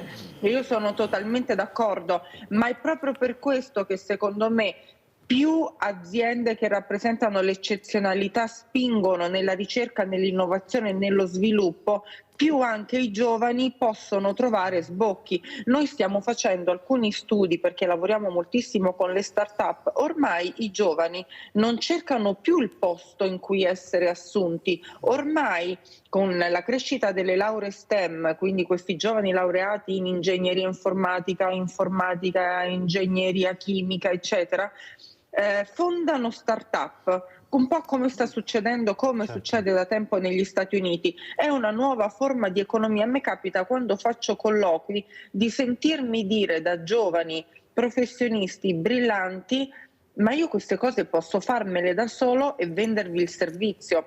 Quindi in realtà secondo me possiamo guardare senza dimenticare il resto, perché sono assolutamente pienamente d'accordo, anche perché abbiamo ancora temi di evasioni fiscali. Io appartengo a quella categoria di persone che, avendo uno stipendio fisso, diciamo, non mi posso sottrarre a quelle che sono le politiche fiscali e di tassazione che man mano, adesso guardiamo con attenzione che cosa succederà con la prossima finanziaria. Però l'invito al ragionamento che faccio io è di immaginare che la ricerca nell'ambito della difesa, dello spazio, può essere un volano per la crescita del paese. Cioè, non dimentichiamo, io ci faccio sempre questo esempio quando mi capita di fare lezione. Il microonde è stato scoperto, inventato e brevettato durante degli esperimenti militari, perché hanno scoperto che delle onde non bruciavano la pelle e scioglievano il cioccolato che i militari avevano in tasca. Ecco, la ricerca, non dobbiamo guardare e pensare la ricerca in ambito militare, in ambito spazio è inutile. No, può essere un volano al contrario, dove inserire giovani, dove inserire una filiera anche di piccole imprese a livello territoriale. Ha ragione, basta vedere cosa hanno portato a casa dalla Luna, che sono serviti anche per fare i nostri cellulari, perciò ha ragione, e soprattutto mi fa piacere, avvocato Sgubin, che abbia puntato sui giovani su queste start-up. Io lo dico sempre, che sono bravi. Pensi che ho avuto un ricercatore giovanissimo che ha scoperto una stella variabile. Questo ragazzo ha detto: se io avessi studiato a scuola quello che poi ho scoperto, oppure fossi andato su internet, io non sarei mai riuscito a scoprire la stella variabile. Cosa è successo? Che sono andato all'osservatorio astronomico e là mi si è aperto il mondo.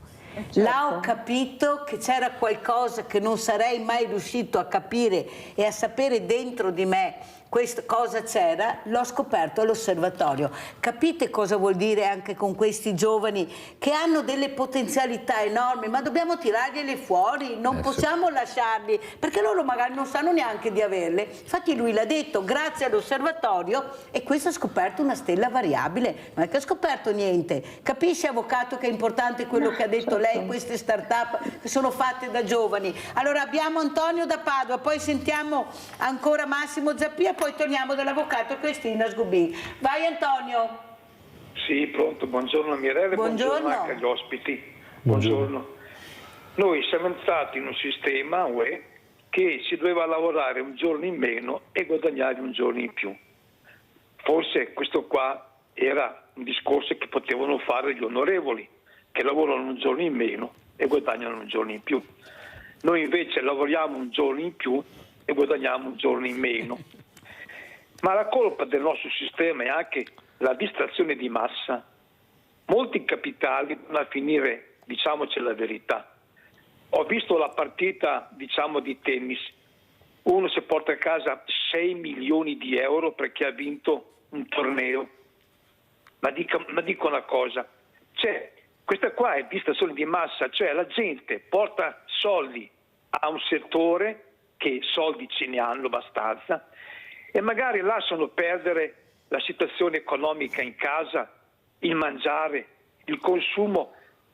Diciamo, magari vai a comprare robe nelle discount per spendere poco e mangi male, chiaramente, e porti i soldi dove ci sono già.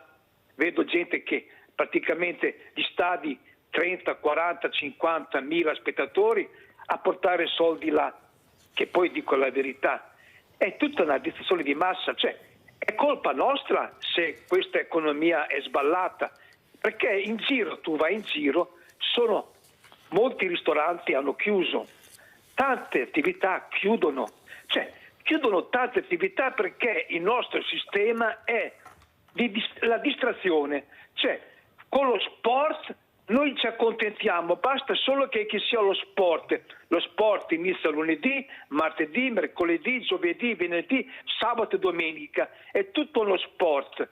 Ma non è una cosa esagerata. Grazie Antonio, devo correre perché l'avvocato deve anche lasciarci prima. Grazie, allora sentiamo intanto Massimo Zappia anche le riflessioni di Antonio, perché cos'è importante nella vita della persona, perché bisogna anche capire dove vogliono andare a parare, soprattutto con le fragilità. Assolutamente.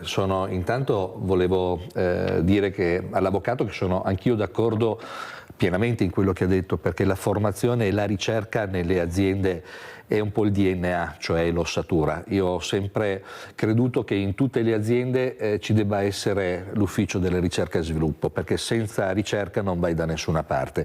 L'unica problematica che ho è che, conoscendo la nostra ben amata Italia, governati così come siamo, non vorrei che ci dimenticassimo poi del quotidiano, che sono tutte le cose che le persone sostengono.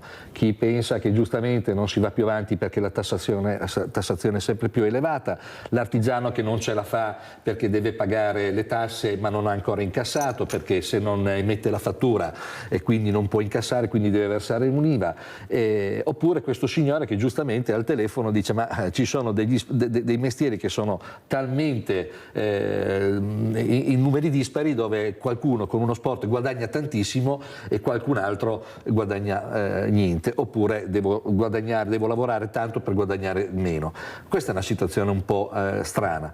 Poi A me piacerebbe che il nostro Stato, la nostra diciamo un pochino generazione potesse fare qualcosa di più utile.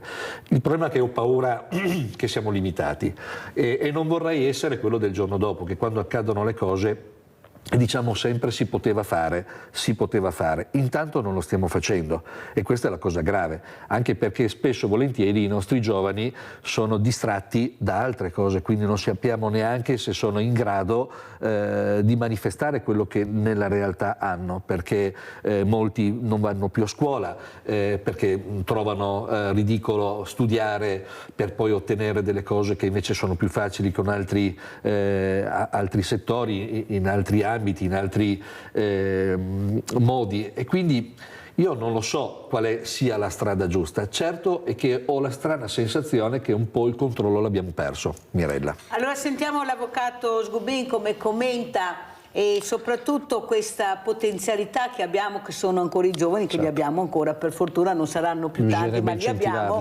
bisogna un po' accompagnarli, perché da soli non è che possono fare tutto, anche perché in pochi li ascoltano. Io avvocato sono andato in un istituto che mi hanno invitato e a un certo momento l'unica ragazza che ha parlato alla fine poi, perché parlavano tutti fuorché i ragazzi, e questo mi dà molto fastidio perché sarebbero loro che dovrebbero parlare e fare le domande, ha detto ai suoi professori: ascoltateci perché vedrete che ognuno di noi ha qualcosa da dirvi. Ecco, penso che abbia detto tutto in poche parole questa ragazza. Prego, avvocato. Ma guardi, io assolutamente sono d'accordo con lei, con l'ospite, perché abbiamo, a parte che personalmente, questo è un piccolo inciso, prima di entrare in azienda io ho fatto per tanti anni l'avvocato, la libera professionista, partita IVA, quindi so bene come funziona.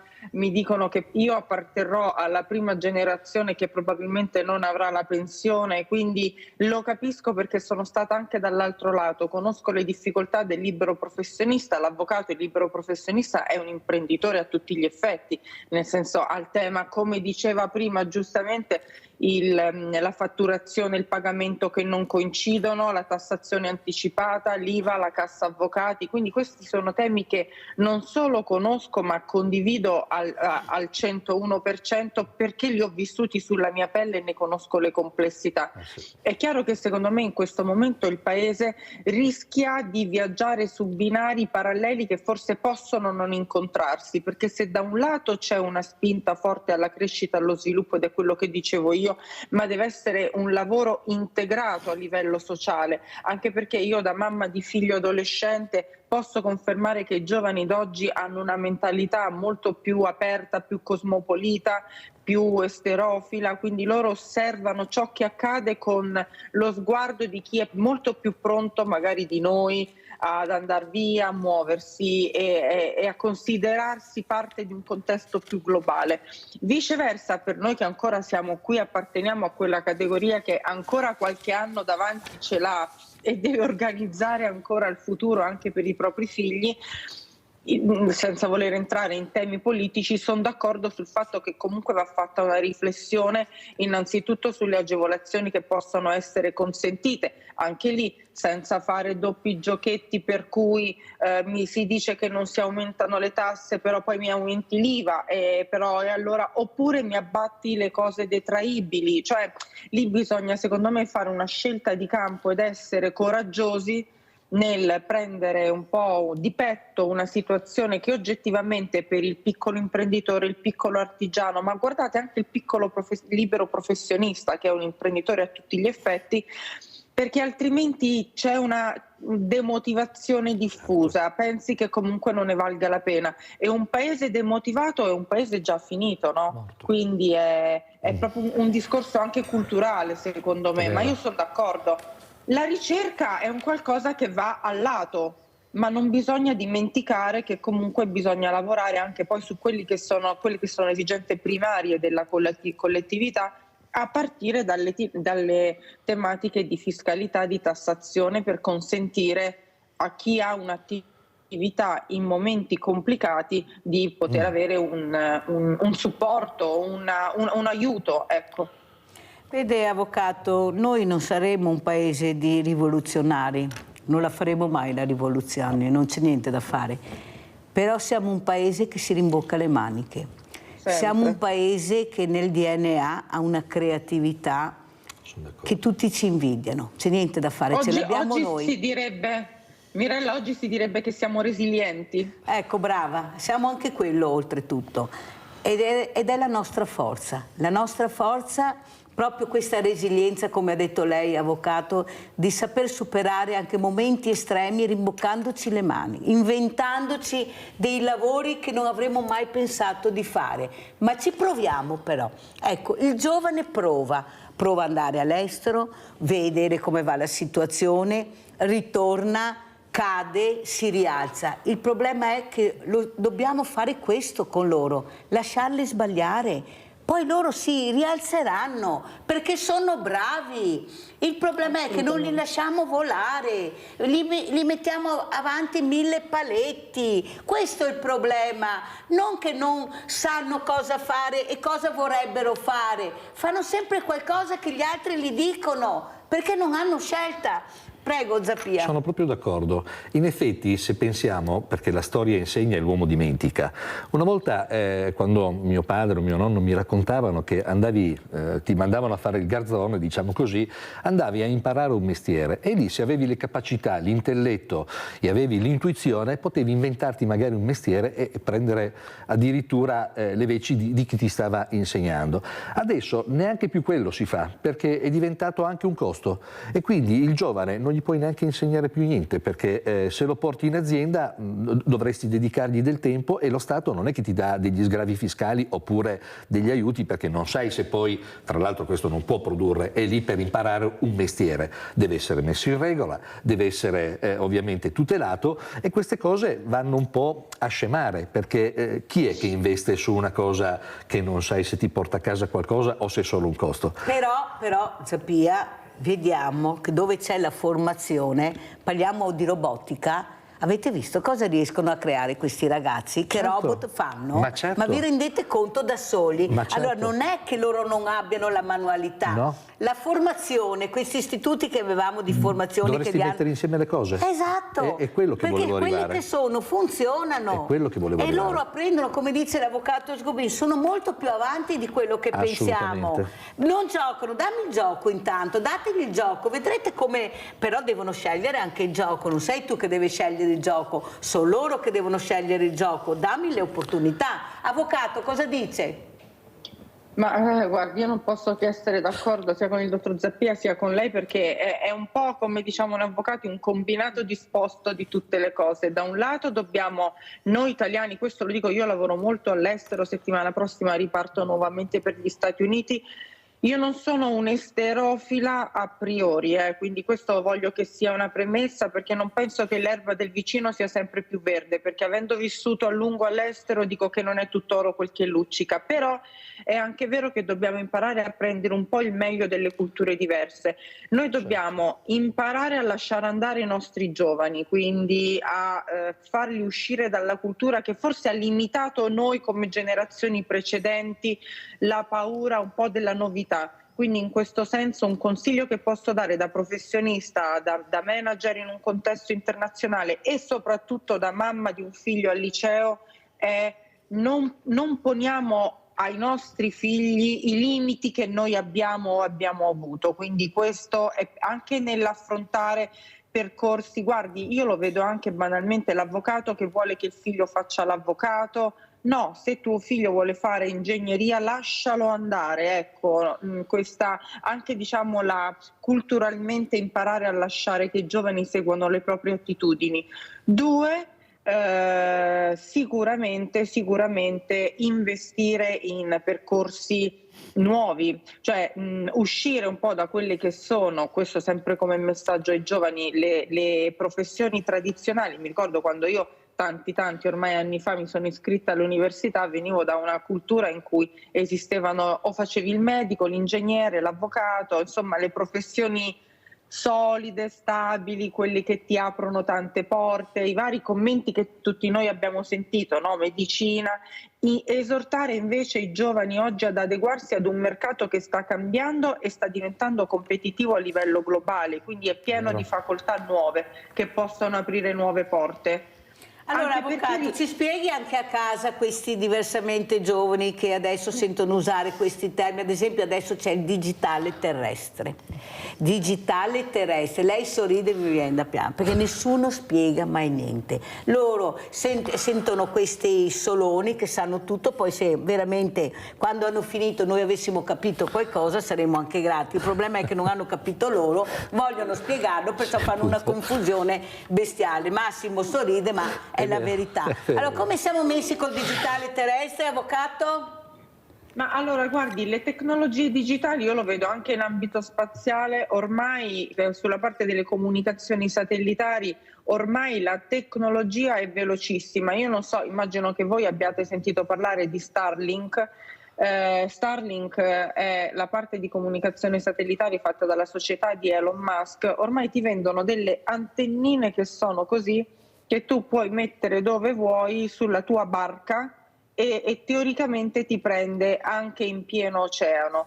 Il digitale, mi faccia dire, allora io appartengo a quella categoria di persone antiche di testa per cui WhatsApp me lo installa mio figlio perché io non ci riesco, ma al netto di questo, per quello che so, lavorando con persone molto più capaci di... No, ma io infatti rido perché dico sempre... Ragazzi, quando parlo con i colleghi, fate in modo che lo capisca un avvocato, perché se lo capisce l'avvocato lo capisce chiunque, quindi mi uso come benchmark.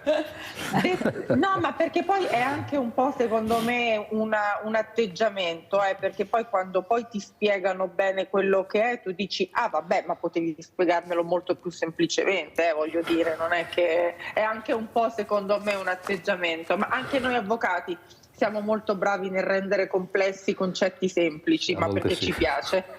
E quindi no, però a parte scherzi, è una tecnologia veloce ed è una tecnologia che richiede un continuo adeguamento tecnologico. Per quello, come giustamente diceva Zappia, le aziende dovrebbero tutte investire nella ricerca, avere anche un piccolo gruppo di ricerca, perché tutte le tecnologie stanno andando ad una velocità, anche perché che se ne dica, ormai competiamo tutti su un mercato globale.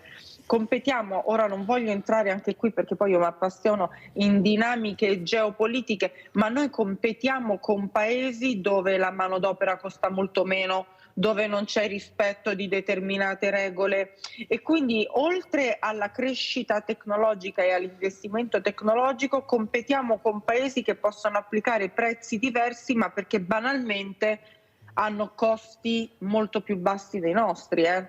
Questo è il grande problema, purtroppo. Prego, Massimo. Infatti ha perfettamente ragione, è proprio per questo che a volte sorrido, perché dico, noi abbiamo delle potenzialità che sarebbero illimitate. Il problema è che siamo gestiti e non ho capito se chi ci gestisce ha capito queste nostre potenzialità, perché come tutte le cose poi andiamo a rovinare i nostri progetti.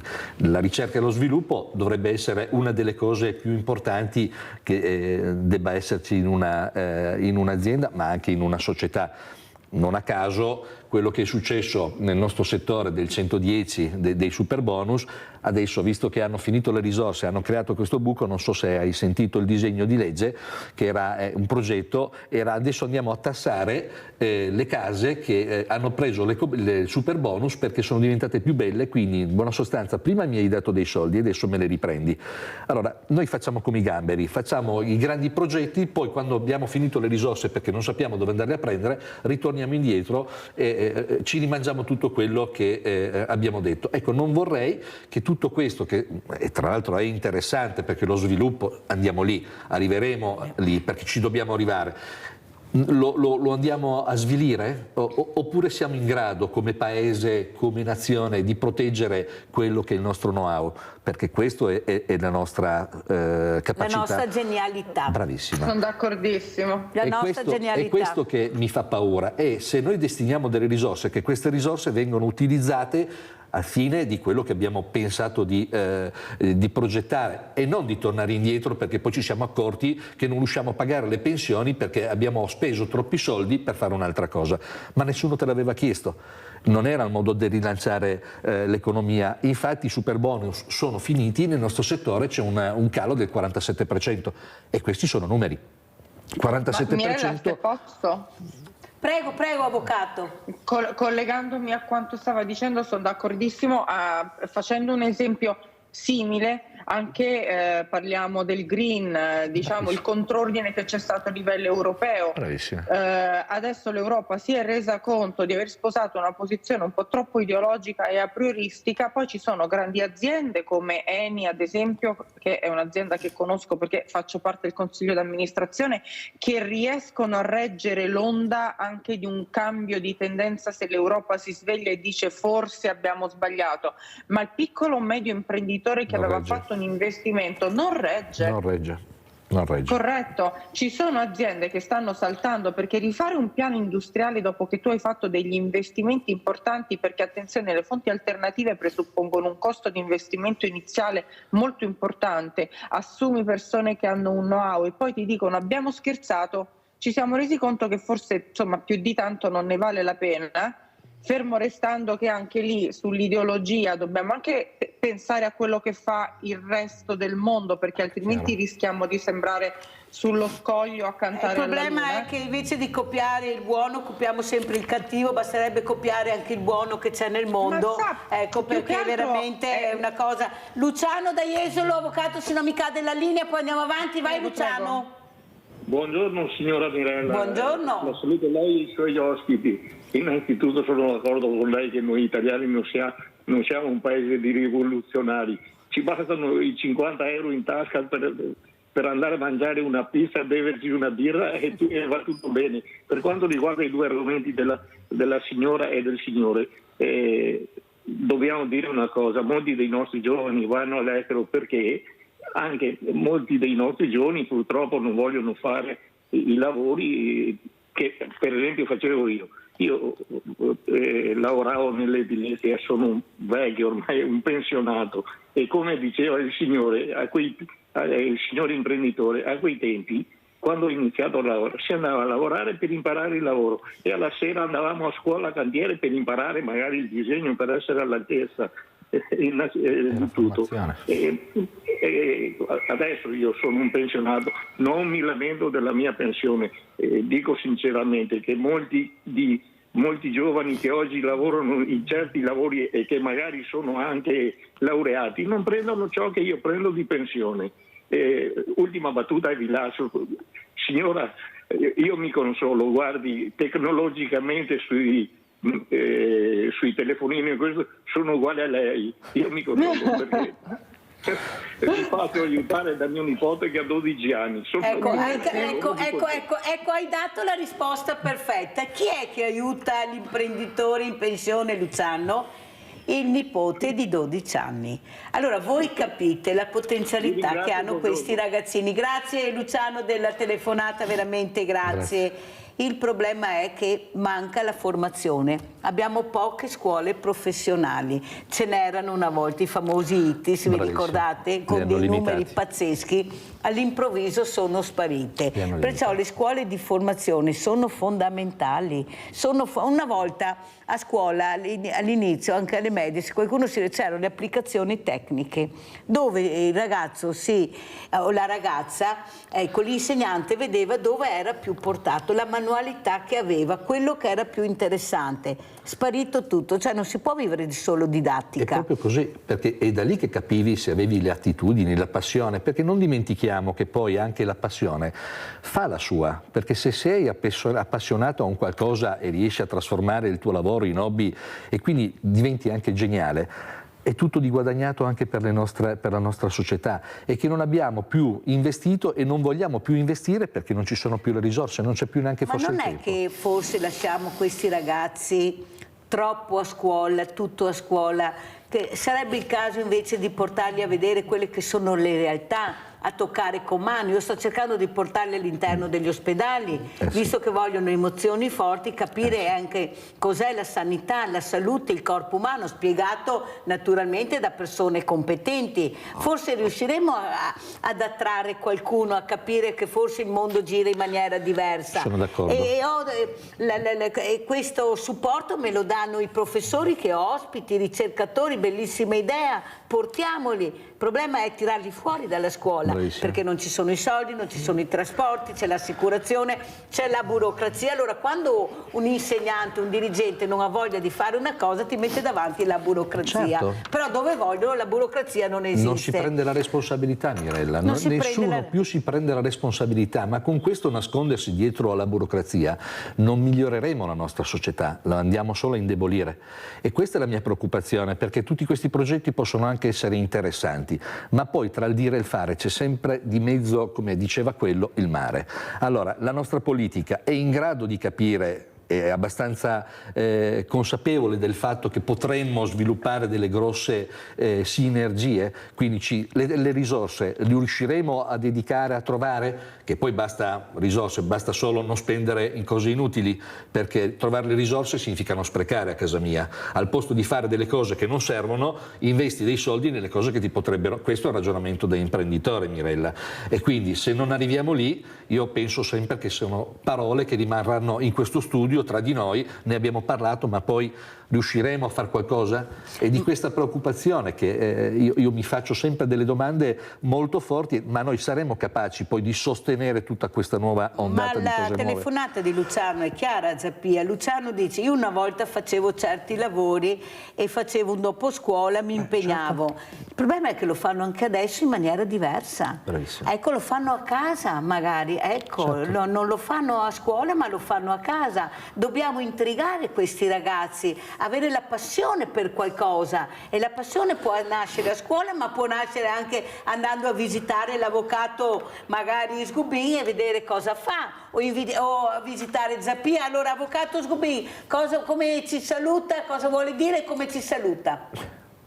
Ma guardi, io dico quello che dico sempre ogni volta che ci salutiamo, Mirella, che comunque secondo me questa è un po' la direzione giusta anche nel sollevare i problemi che lei solleva e metterli a sistema. Io un invito che faccio sempre ogni volta che parlo è: non ragioniamo più a compartimenti stagni, bisogna immaginare ad una nuova politica economica o politica industriale a livello generale, perché poi è tutto anche un modo di cambiare mentalità sociale, culturale, a partire dai giovani, dalle nuove generazioni che poi sono il futuro. Siamo un paese che ha un forte calo della natalità, sì. Dobbiamo porci delle domande, dobbiamo diventare attrattivi e imparare a formare anche giovani che possono diventare delle risorse. Quindi secondo me continuare a parlarne e sollevare il problema è l'unico modo che abbiamo per arrivare pronti, altrimenti ci supera l'Africa. Noi abbiamo ormai l'Africa alle porte, che è un altro elemento di crescita ed è qui dietro la nostra porta, con tutto, lo dico nel senso positivo, però le altre economie altrimenti continuano a schiacciarci. I numeri sono numeri dall'anno scappi. I numeri sono numeri. Sono d'accordissimo. Allora io ringrazio l'avvocato Cristina Sgubin, responsabile legale di Telespazio, di essere stata con noi, veramente grazie, buon lavoro. Grazie a lei, avvocato Sgubin, grazie. Buon lavoro veramente. Arrivederci, avvocato. Allora, grazie. Allora sentiamo, diamo la parola a Luciano da Legnago, poi sentiamo Zappia. Vai Luciano. Luciano? Sì. Eccolo qua, ciao Luciano. Carissima signora Mirella, buongiorno a lei e ai suoi ospiti. L'argomento che ti seguo sempre tutti i giorni, l'argomento dei ragazzi di lavoro, tu sai bene che ti ho spiegato mille volte io con la mia quinta elementare e aver emigrato in Svizzera e in Germania, soprattutto in Svizzera, sono maestro d'opera di saldatura e mi sono allenai dell'Istituto Nazionale a Legnago che andavo volontariato e in più prendevo anche qualche lira. Perciò questi ragazzi, come ho visto io, bisogna che i governi, le istituzioni, che mettano più scuole, perché questi ragazzi, e per me, quando dicono che tanti ragazzi, come dire, che non fanno pulito, che non sono in ordine, ma come? Io posso dirvi che invece, a parte qualcuno, ho trovato dei meravigliosi ragazzi che addirittura venivano al pomeriggio, dunque oltre alla scuola venivano al pomeriggio per imparare a saldare certi tipi di saldatura, che sono molti. Perciò io a 82 anni quasi vedo che la gioventù non è come che dicono certe persone, bisogna anche aiutarli questi ragazzi, perché spendere miliardi senza spagagliare come li hanno spesi, che li spendono bene, anche per le mamme che vanno a lavorare nelle fabbriche, dicono che non facciamo figli. Allora va bene, signora Mirella, come una volta che si faceva 10 figli e dopo che avevano neanche una fetta di polenta da mangiare, neanche quello non va bene, Sammy. Comunque, cara Mirella, io ti saluto sempre caramente, te e tu e PD. Bisogna spendere più skate per i nostri figli. Caro Luciano, grazie. Grazie anche a te, caro Luciano. Allora, Massimo Zappia, quello che preoccupa è quello che ha detto lei, però prima sta scomparendo il nostro mondo dell'artigianato. Questi artigiani non ce la fanno più a sopravvivere, vengono risucchiati in maniera anche, direi, quasi squallida, nel silenzio di chi dovrebbe intervenire e proteggerli, che sono anche le associazioni di categoria. Sono sinceramente molto preoccupato, sono davvero molto preoccupato, perché sono delle concause. Un po' alcuni settori terminano perché c'è il passaggio generazionale che non sempre funziona, un po' perché non puoi trasmettere l'arte del tuo sapere, perché quello che ha detto il signore al telefono è vero. Una volta andavi a vedere le aziende, magari dopo scuola andavi ad aiutare qualcuno per apprendere, ma è un fattore naturale, cioè io sono arrivato fino lì e ho capito che col cacciavite potevo avvitare una vite. Magari tu col passaggio successivo impari e ti inventi un avvitatore a batterie, perché sai che è l'evoluzione. È questa evoluzione che noi abbiamo interrotto, cioè che cosa ti serve e quindi che cosa ti serve per migliorare. Non lo possiamo più fare perché è diventato tutta una grande bolla di sapone per il quale ci difendiamo dietro un foglio della burocrazia. Deve essere a posto questo. Io non dico di non rispettare l'ambito della sicurezza del lavoro, Mirella, ma mai. La sicurezza del lavoro ci deve essere, ma nessuno si è mai fatto male prima. Il problema è che tu dai dei problemi e crei degli ostacoli alle persone che potrebbero insegnare. Io vedo delle attività che generalmente chiudono semplicemente perché non hanno trasmesso nulla di quello che avevano nel loro portafoglio, e quindi l'arte del sapere. Gli ebanisti, se ti ricordi, gli scultori per le chiese che facevano, non ce n'è più uno, quindi non si trasmette più niente. Magari io scopro che un ragazzo può avere l'arte o la passione meglio di quella che io avevo, ma se non ho la possibilità di capire, di insegnarlo, di avvicinarlo a quello che io facevo... Perché è sfruttamento di minore? Bravissima. Hai capito? Una volta andavi in bottega da papà che avevi 10-12 anni, stavi lì, lo aiutavi, gli passavi una vite, gli passavi una maniglia, era tutto un altro fare, e io ho imparato il mio mestiere. Ma non è, Massimo Zappia, che forse hanno puntato l'occhio dove non era da puntare? I controlli dovrebbero essere stati fatti in altri ambiti. Noi abbiamo avuto le multinazionali che per anni e anni non hanno pagato le tasse in Italia, nel silenzio totale. E chi si è che è andato a colpire in tutti questi anni? L'artigiano? Bravissima. L'artigiano, il commerciante, perché lavorava 24 ore, non dichiarava, era un ladro, si faceva la casa, 2, però senza pensare che era quel fattore umano, era la passione del lavoro, che, però se era retribuita questo denaro lo spendeva e andava per tutta la comunità. E questo nessuno l'ha detto, e qualcuno dice che forse anche il sindacato deve fare un po' di mea culpa su questo. Tu cosa dici? Abbiamo smesso di fare il sindacato in Italia. Il sindacato sono diventati ormai dei politici. Una volta il sindacato era nato per aiutare e istruire il dipendente, la persona, il lavoratore, perché magari gli insegnava alcune cose, lo proteggeva in altre cose. Adesso sono solo ambiti politici e quindi sono solo numeri, sono solo tessere. E io sono un po' preoccupato per questo, perché stiamo perdendo un po' la coscienza del vero problema. Abbiamo perso un po' il controllo, Mirella, di quello che forse nella realtà ci serve, perché spariscono le PMI, sparisce l'artigiano, abbiamo perso molto del nostro territorio, perché specialmente il nord-est. Ricordiamo che la nostra economia, ex famoso nord-est, bravissima. Non dimentichiamo che l'ossatura economica della tassazione è oggi ancora appoggiato sulle piccole PMI, sui piccoli artigiani che in qualche maniera pagano le tasse, magari in ritardo, magari con multe, però come hai detto tu si imboccano le maniche per poter pagare quello che non sono riusciti a pagare o per pagare gli stipendi dei dipendenti. Queste multinazionali riescono a fare delle cose incredibili, spariscono dei soldi che sono a numeri, ti lascio immaginare, e nessuno si accorge di niente. Nessuno si accorge di niente. Finge di non accorgersi, che è diverso. Beh, avete visto lo scandalo di quello che è riuscito a non pagare tasse per 23-24 milioni di euro.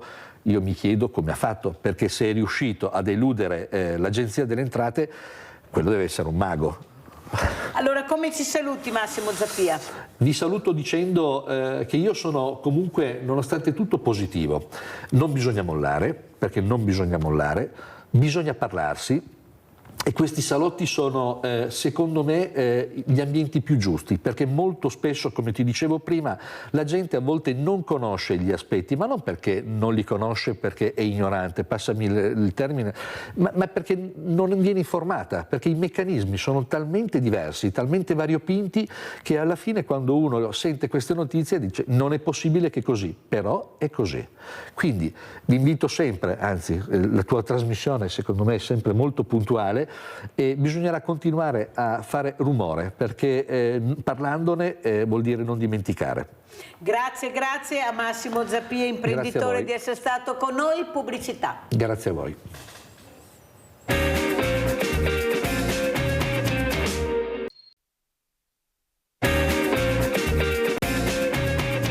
Ci sono storie che iniziano per un sogno. Ci sono storie piene di coraggio e volontà. Ci sono storie in cui si vince, storie in cui si perde. Storie in cui bisogna credere per raccontarle. Ci sono storie che non finiscono mai. Tutte queste storie sono la nostra storia. 60 anni di Unione Italiana Lotta alla Distrofia Muscolare. Ed è solo l'inizio, parola del Trio Medusa. Dal 4 al 17 ottobre, dona al 45 593. Andrea, quanto e come incide la CMT nella tua vita?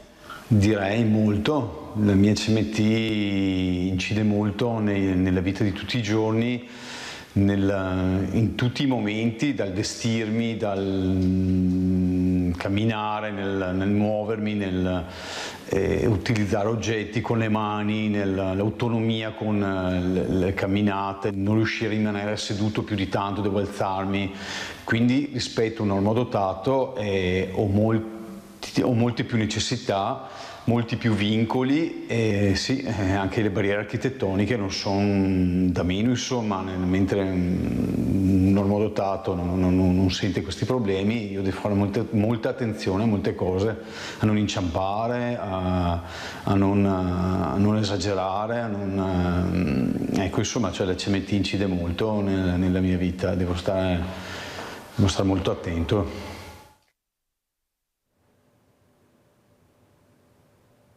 Vola solo chi osa farlo. Il problema è che se cadi devi rialzarti, e c'è qualcuno nel momento che ti rialzi. Saluto Emanuela Pozzan, coordinatrice consulta delle malattie neuromuscolari della Regione Veneto. Grazie Emanuela Pozzan di essere qui con noi, veramente grazie. Saluto anche da Savona Francesco Zanardi, sopravvissuto, fondatore e presidente Associazione Sopravvissuti agli abusi sessuali. Grazie anche a Francesco Zanardi, però prima, se no mi cade la linea, do la voce a Stefano da Mantova. Vai Stefano. Allora, io sono Stefano da Mantova, adesso siete su un altro argomento. Quell'argomento qua però mi tocca direttamente, perché 3 mesi fa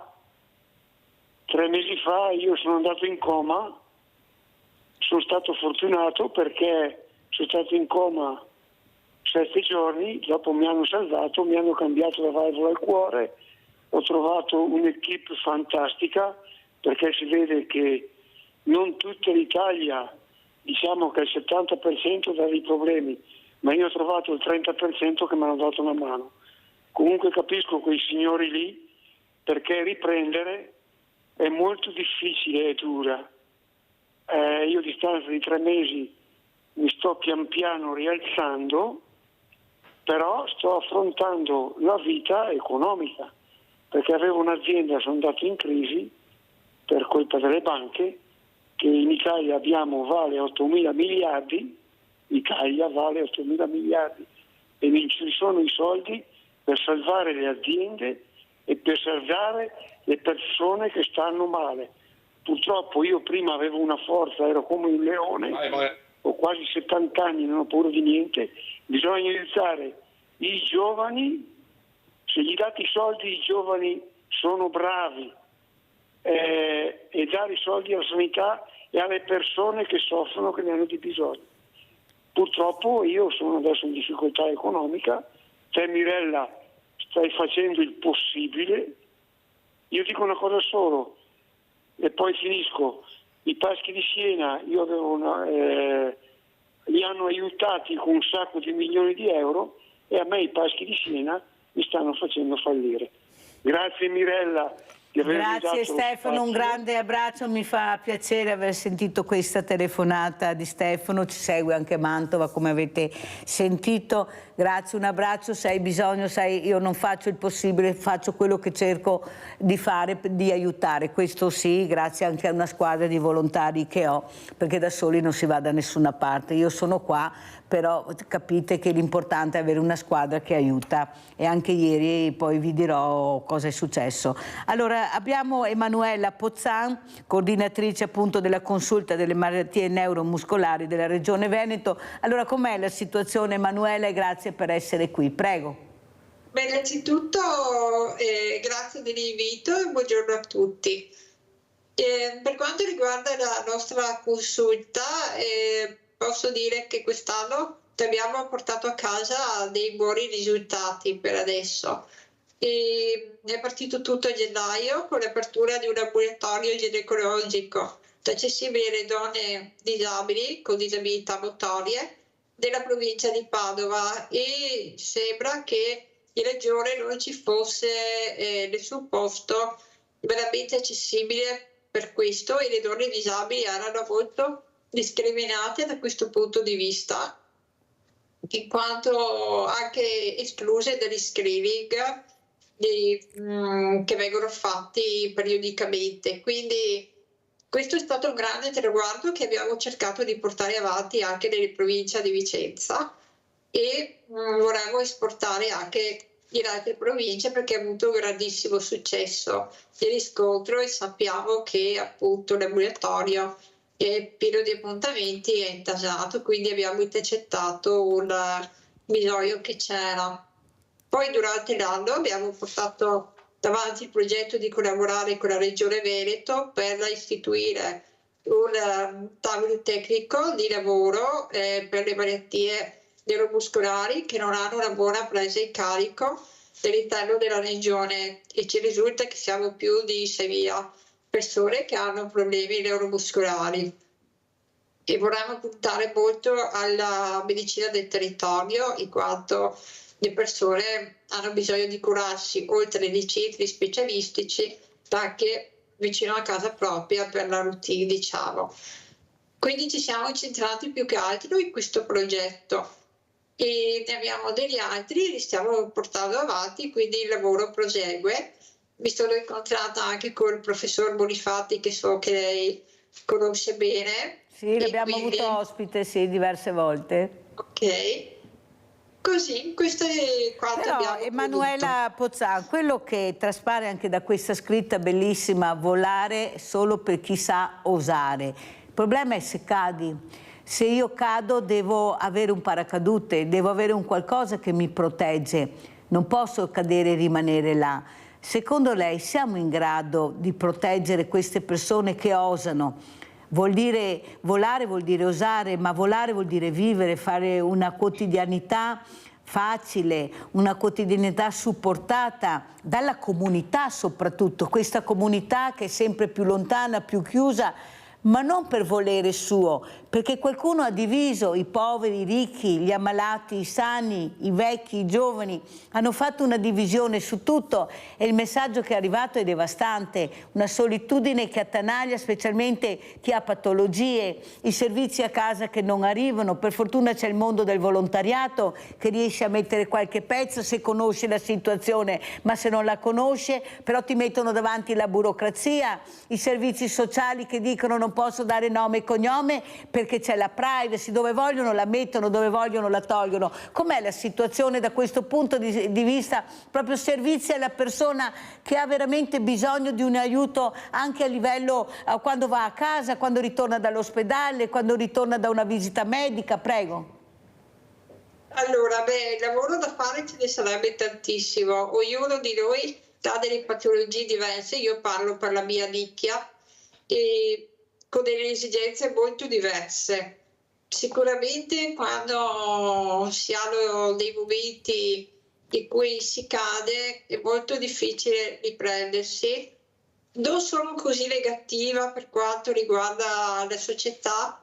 Ultimamente ho avuto delle testimonianze di persone che sono presenti e aiutano chi ha bisogno, però quello che mi sembra di capire è che la coperta è corta e che da parte dello Stato, anche se ci sarebbe la volontà di voler eliminare i problemi e di aiutare, gli orecchi sono un po' sordi anche a causa di tutta questa burocrazia che c'è, che ci rende veramente schiavi di problemi ulteriori.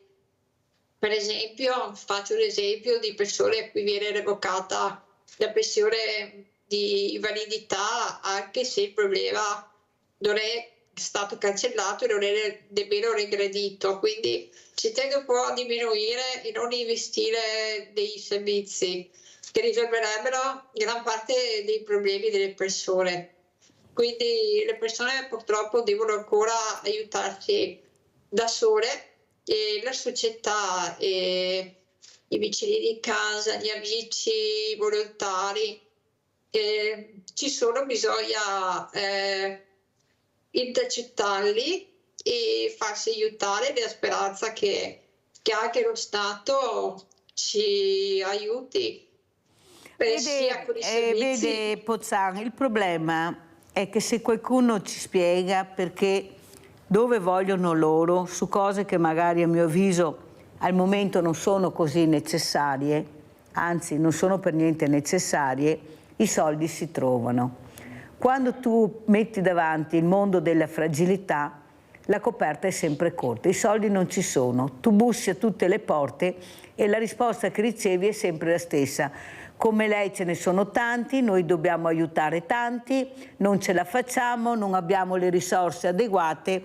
Allora io mi domando dove sono queste risorse nascoste che poi all'improvviso saltano fuori anche molto velocemente per problemi che nessuno si immaginava neppure che ci fossero.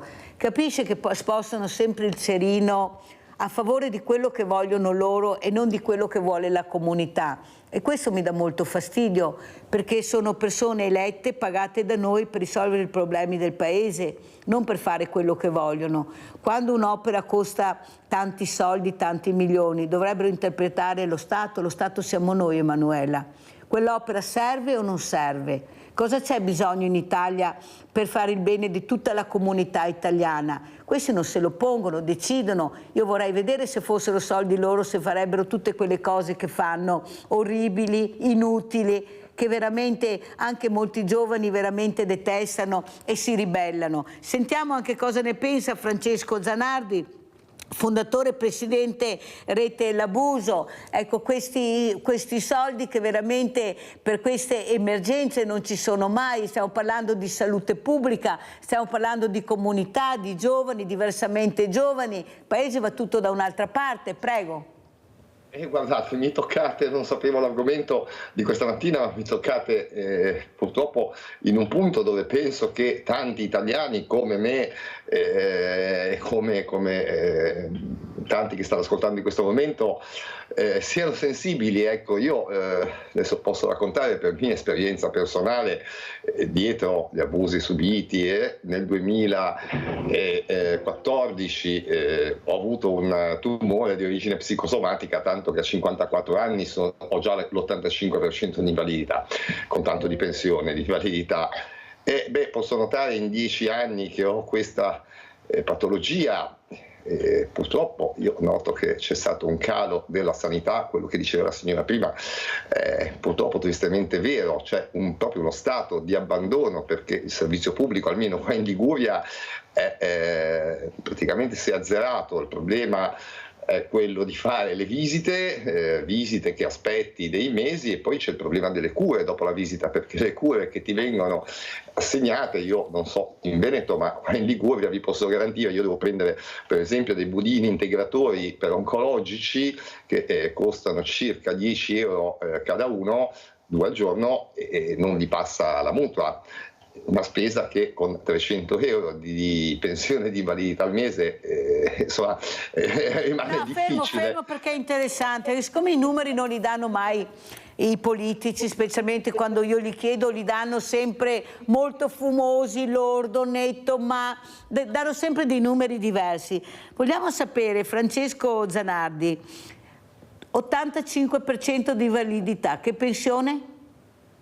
300 euro al mese, 309, adesso non mi ricordo, non ho visto dire l'euro preciso. 300, comunque siamo diciamo lì. 300, i 9 li lasciamo perdere perché è il 300 che mi interessa. Allora, 300 andiamo a vedere sottolineo 300 che poi, da quanto ho preso, va dal 76% al 99% di invalidità, sono sempre 300 euro, poi quando hai il 100% passano a un massimo di 600 e qualcosa, ecco, quindi voglio dire una risorsa davvero che non basta a pagarsi. Questi sono sicuramente. I numeri, avete capito, anche se è il 90-99%, questi sono i numeri della pensione di invalidità. Allora andiamo a vedere anche questo video che ha portato il nostro Francesco Zanardi, per capire di cosa si occupa Francesco Zanardi, questa rete L'abuso, video istituzionale.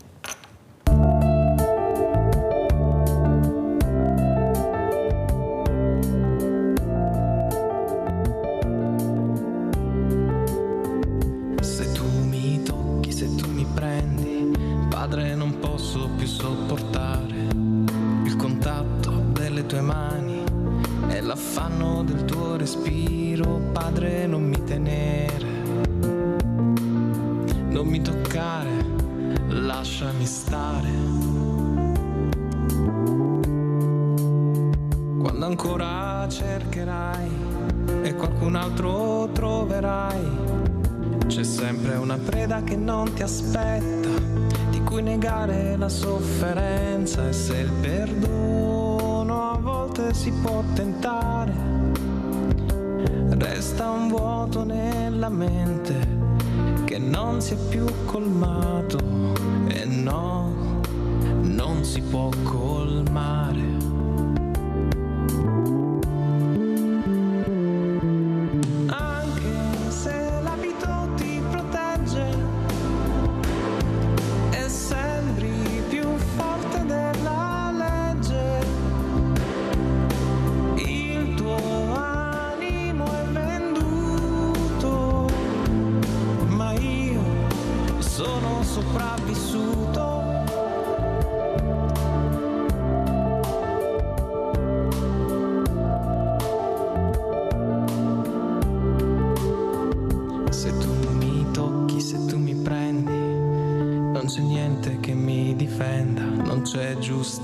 Che mi protegga, la verità va dove conviene. Sono stanco di soffrire, di andare e venire e sottostare. E se con quelle braccia che hanno inflitto il male mi tieni giù la faccia e ho paura di naufragare, di trasformarmi in una carta straccia, ero sono un ragazzino, tu il mio aguzzino, e oggi non posso perdonare.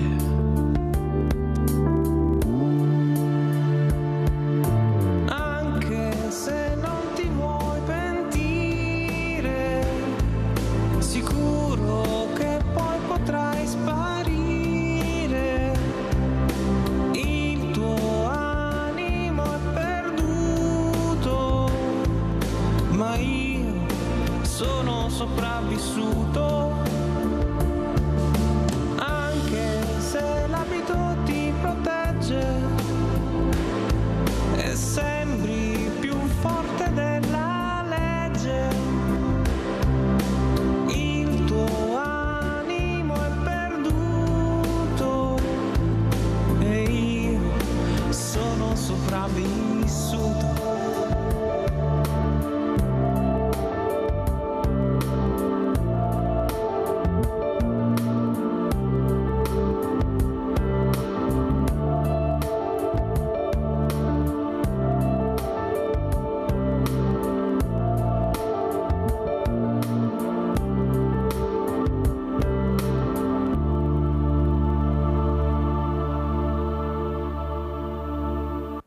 Abbiamo in linea Nadia da Treviso, vai Nadia. Ciao Mirella, buongiorno ai tuoi ospiti.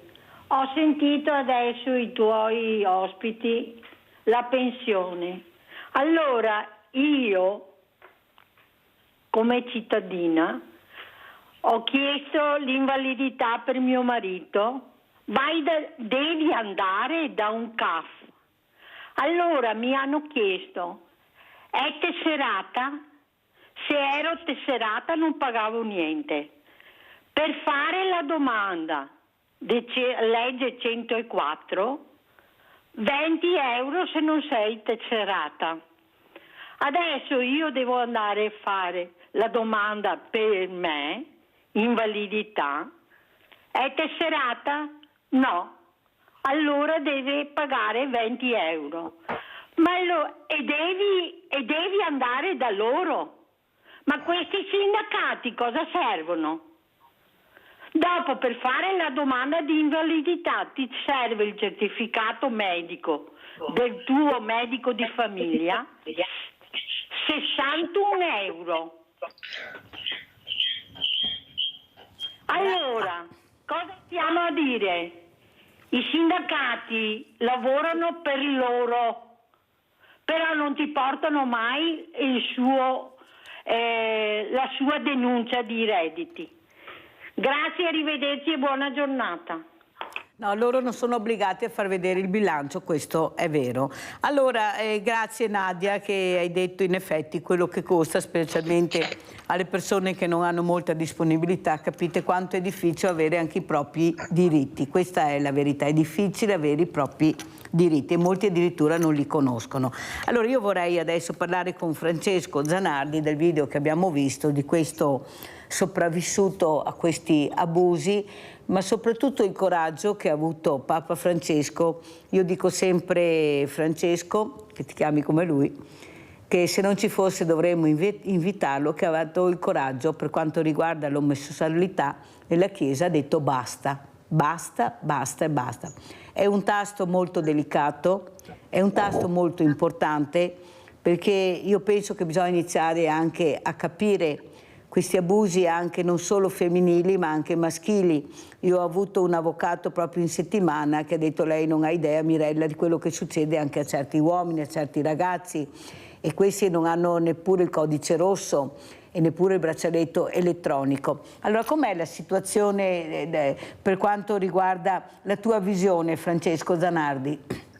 Credo una visione abbastanza lucida, perché purtroppo ho a che fare con questo problema tutti i giorni, e è un problema che riguarda nel mio caso, nello specifico, soprattutto gli uomini. Effettivamente è un problema che in Italia sembra quasi non esistere, è difficile poi anche culturalmente da parte di chi subisce, quando è uomo, Cioè è più normale una donna dire sono stata violentata, un uomo intervengono una serie di fattori, tra cui la non accettazione poi dello stato di omosessualità che esiste ovunque, dove poi la persona, quando è un uomo soprattutto e viene abusato, ha più difficoltà a sviscerare questa cosa, no? Perché si innestano appunto pregiudizi di omosessualità che vive poi anche la stessa vittima, malgrado sia cosciente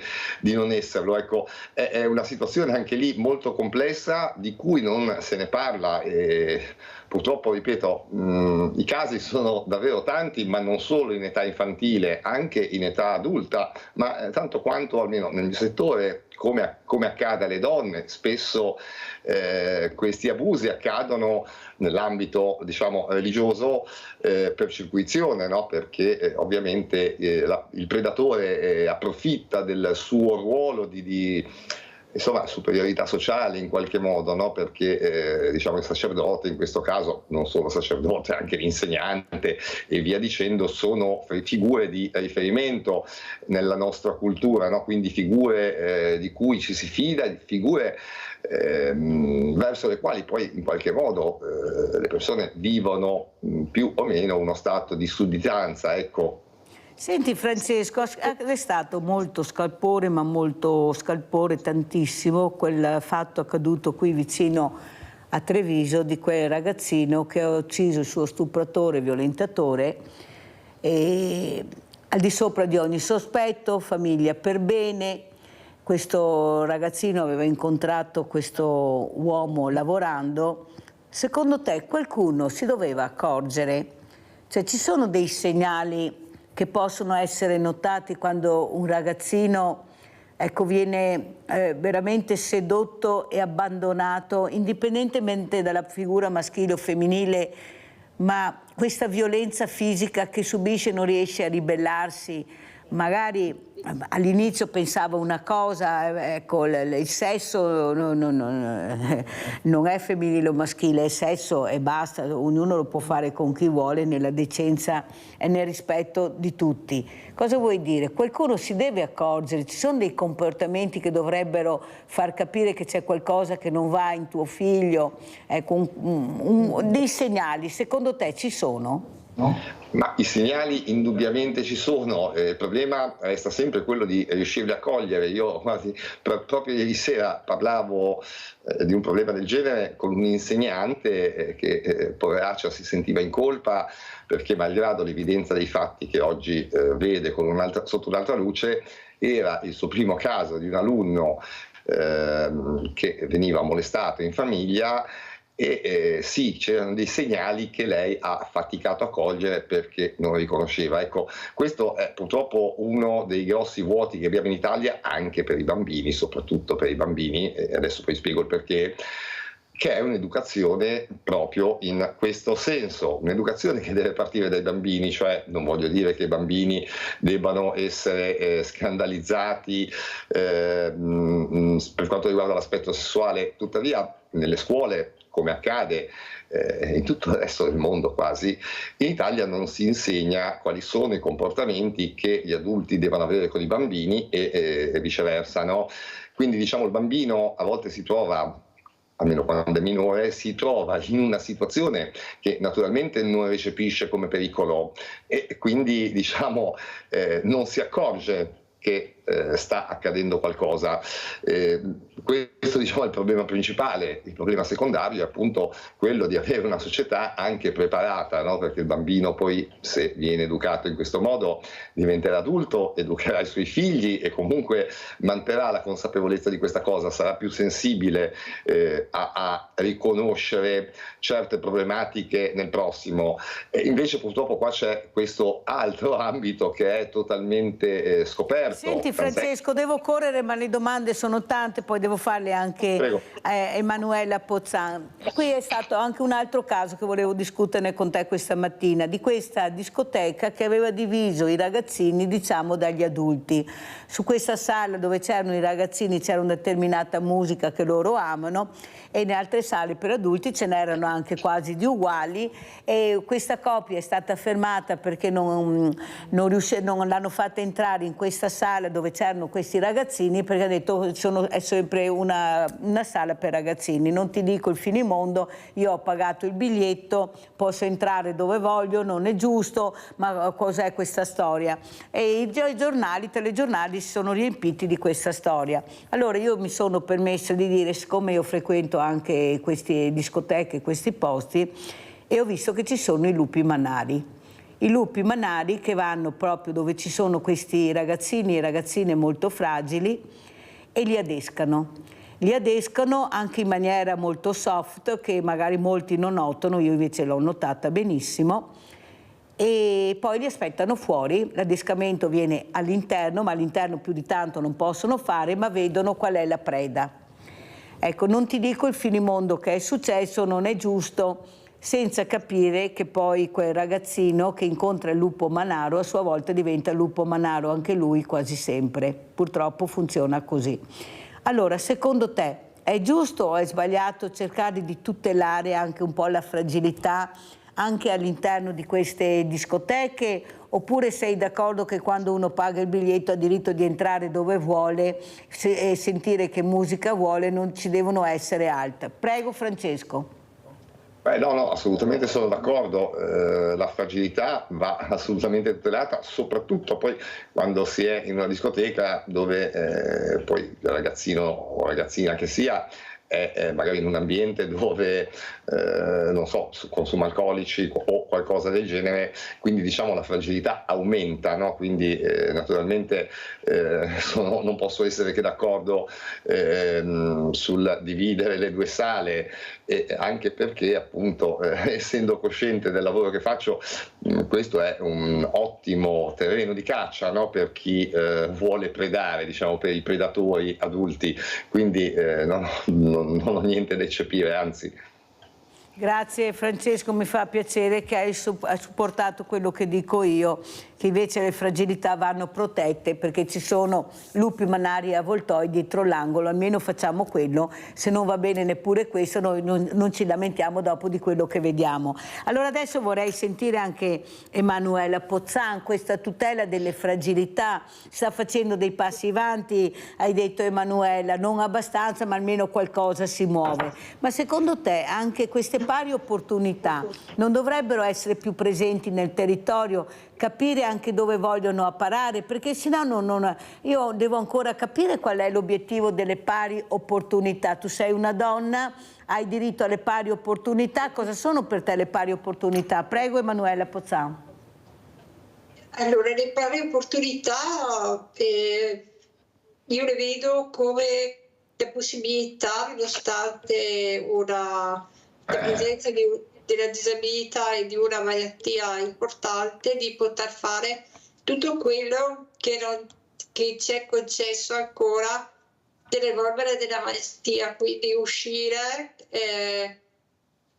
avere una vita sociale, per alcuni di noi lavorare e anche divertirsi e impegnarsi anche politicamente e anche nel tentare di risolvere i problemi che ci accomunano.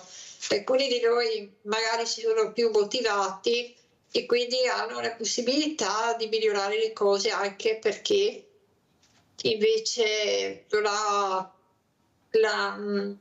l'ardire di mettersi in gioco, di chiedere, di avere dei miglioramenti per quanto riguarda la propria vita. Noi siamo comunque persone vive e abbiamo dei sentimenti, abbiamo delle esigenze, però possiamo anche dare qualcosa alla società. Vedevo proprio stanotte un servizio di una signora disabile che parlava ad esempio del mondo del cinema dove i ruoli per i disabili vengono svolti da persone non dotate e il disabile viene mai incluso, raramente incluso tra gli attori, e la professionalità di un attore disabile non viene per esempio riconosciuta al pari di un'altra persona. Quindi questo è un esempio di una discriminazione che avviene purtroppo in molti ambiti. Quindi l'unica è che noi disabili ci mettiamo appunto in mostra e usciamo, facciamo vedere che esistiamo, perché finché rimaniamo a casa non risolviamo niente e dobbiamo non vergognarci della nostra situazione e tentare un po' di rendere normale la nostra presenza all'interno appunto di tutte le parti della vita, di tutti gli ambiti che ho citato precedentemente. Hai fatto bene, ti ringrazio per queste parole, Emanuela. Lo andiamo a vedere anche questo video che riporta quanto ha detto Emanuela Pozzan, il paziente al centro. Andiamo a vedere.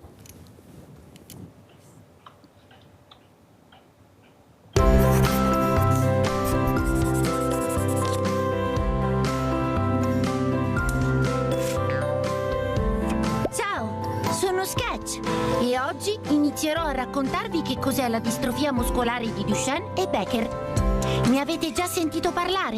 Forse no, perché è una malattia rara, ma non troppo, perché colpisce un bambino maschio ogni 5.000 e interessa tutti i muscoli del corpo. Che cosa succede quindi? Una proteina fondamentale per i nostri muscoli, la distrofina, manca completamente nella distrofia di Duchenne e parzialmente nella Becker, e questo danneggia i muscoli e li fa diventare sempre più deboli. Con il passare del tempo, i muscoli smettono completamente di funzionare, compreso il cuore e il diaframma, che serve per respirare. Nella Becker la distrofina viene prodotta, ma è troppo poca e non funziona bene. Ma cosa succede quindi nel nostro corpo? Come alcuni di voi sapranno, il nostro DNA raggruppa tutte quelle informazioni che definiscono le caratteristiche del nostro corpo. All'interno del DNA c'è un particolare pezzetto chiamato gene ed è lui che fornisce tutte le indicazioni per creare una proteina. Se questo gene è difettoso, la proteina non funziona. DNA e geni sono impacchettati in strutture chiamate cromosomi e rappresentano il nostro libretto delle istruzioni. Tutte le cellule del nostro corpo hanno 22 coppie di cromosomi uguali e una, la 23esima, è formata da 2 cromosomi diversi, X e Y, responsabili della determinazione del sesso. I maschi hanno un cromosoma X e uno Y, mentre le femmine hanno 2 cromosomi X. Perché la distrofia di Duchenne e Becker viene trasmessa principalmente ai maschi? Perché il gene della distrofina si trova nel cromosoma X. I maschi ne hanno uno solo, mentre le femmine ne hanno 2. Questo vuol dire che i maschi, avendo una sola copia gene della distrofina che è difettoso, non possono compensare in nessun altro modo questa mancanza e manifestano la Duchenne o la Becker, mentre le femmine ne hanno un'altra che funziona correttamente e che utilizzano. Le donne quindi possono essere portatrici. Ma attenzione! Non sempre la Duchenne e la Becker vengono trasmesse in questo modo. Nel 30% dei casi, la distrofia può comparire in maniera totalmente casuale, senza che la madre sia una portatrice. Sketch vi aspetta!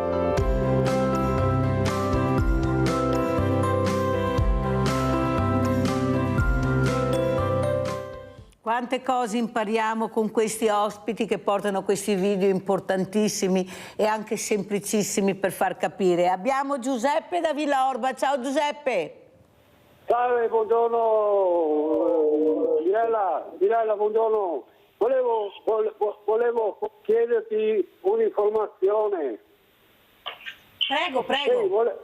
Sì, volevo chiederti un'informazione. Siccome io ho 82 anni, godo di ottima salute e mi sto adesso preparando il pranzo.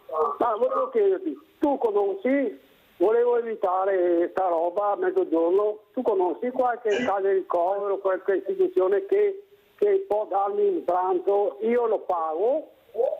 Nelle trattorie media sono 14-15 euro al pranzo, e quindi, ma se c'è una casa di riposo che mi prende, mangio, poi me ne vado via, non so, io non so come non ho capito, vuoi mangiare a casa o vuoi andarlo a prendere il mangiare in qualche trattoria? No, voglio andare nell'istituto, non so, una casa di riposo quando fa da mangiare. Certo.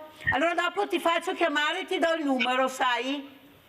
Sì, ecco, grazie, perché mi chiede a farmi da mangiare. No, va bene. Poi ti do il numero, Giuseppe, ti faccio chiamare, ti do il numero di pure che te l'ho dato io e vedrai che riuscirai a mangiare in compagnia, che è molto bella questa storia. Grazie Giuseppe. Allora chiudiamo proprio con Emanuela Pozzan questo video importante che fa capire anche l'importanza di conoscere anche da piccoli a scuola. Ecco, secondo lei si fa abbastanza per conoscere anche questa malattia rara? Prego.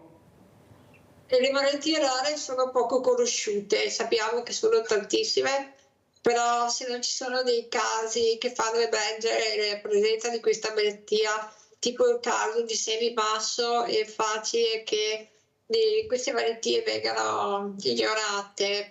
Però noi anni fa avevamo fatto dei progetti con le scuole elementari, venivano fatti degli opuscoli simpatici fatti apposta per i bambini, in cui insegnavamo questo percorso. Manuela, devo chiudere, grazie di quello che ha detto, purtroppo non ho più tempo, ma ci incontreremo ancora. Grazie Emanuela Pozzan, consulta delle malattie neuromuscolari della Regione Veneto. Grazie a Francesco Zanardi, collegato con noi da Savona, fondatore degli abusi sessuali, ecco, Rete all'abuso. Grazie di essere stati con noi, veramente grazie. Adesso andiamo a pranzo con la proposta di Mirella.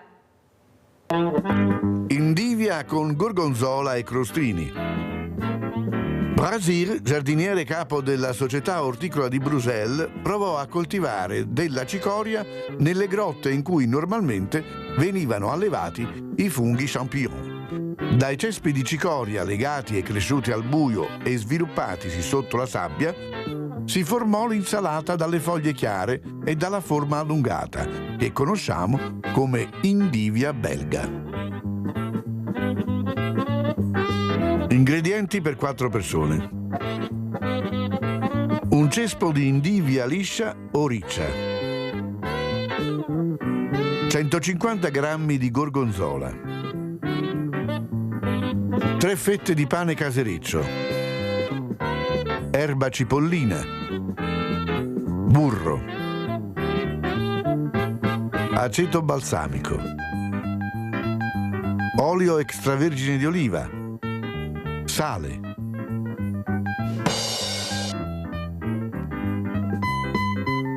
Mondate l'indivia.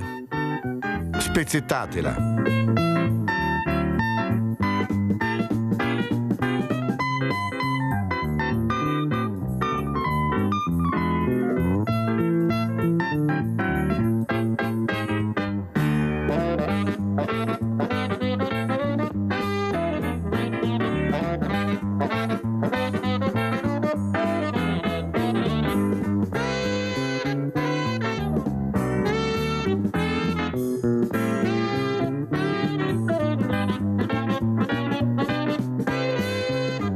Togliete la crosta al pane e tagliatelo a dadini.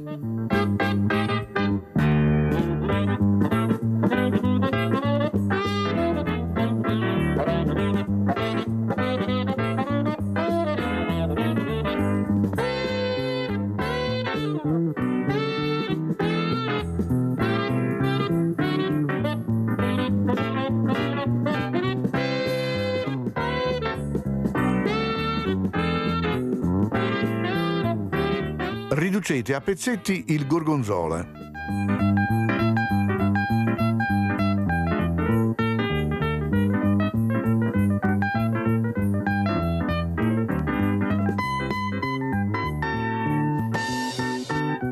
Fate soffriggere i dadini di pane in una noce di burro, finché non saranno croccanti e dorati.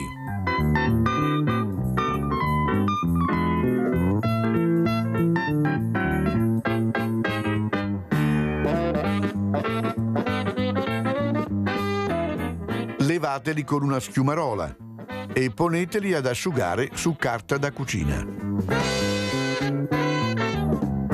In una zuppiera mettete l'indivia spezzettata, i dadini di pane croccante, il gorgonzola. Condite con aceto, sale e olio.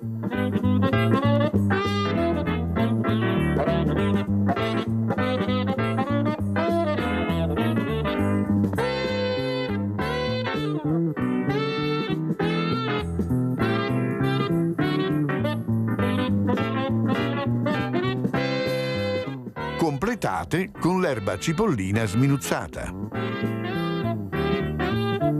Mischiate bene e servite. E buon appetito!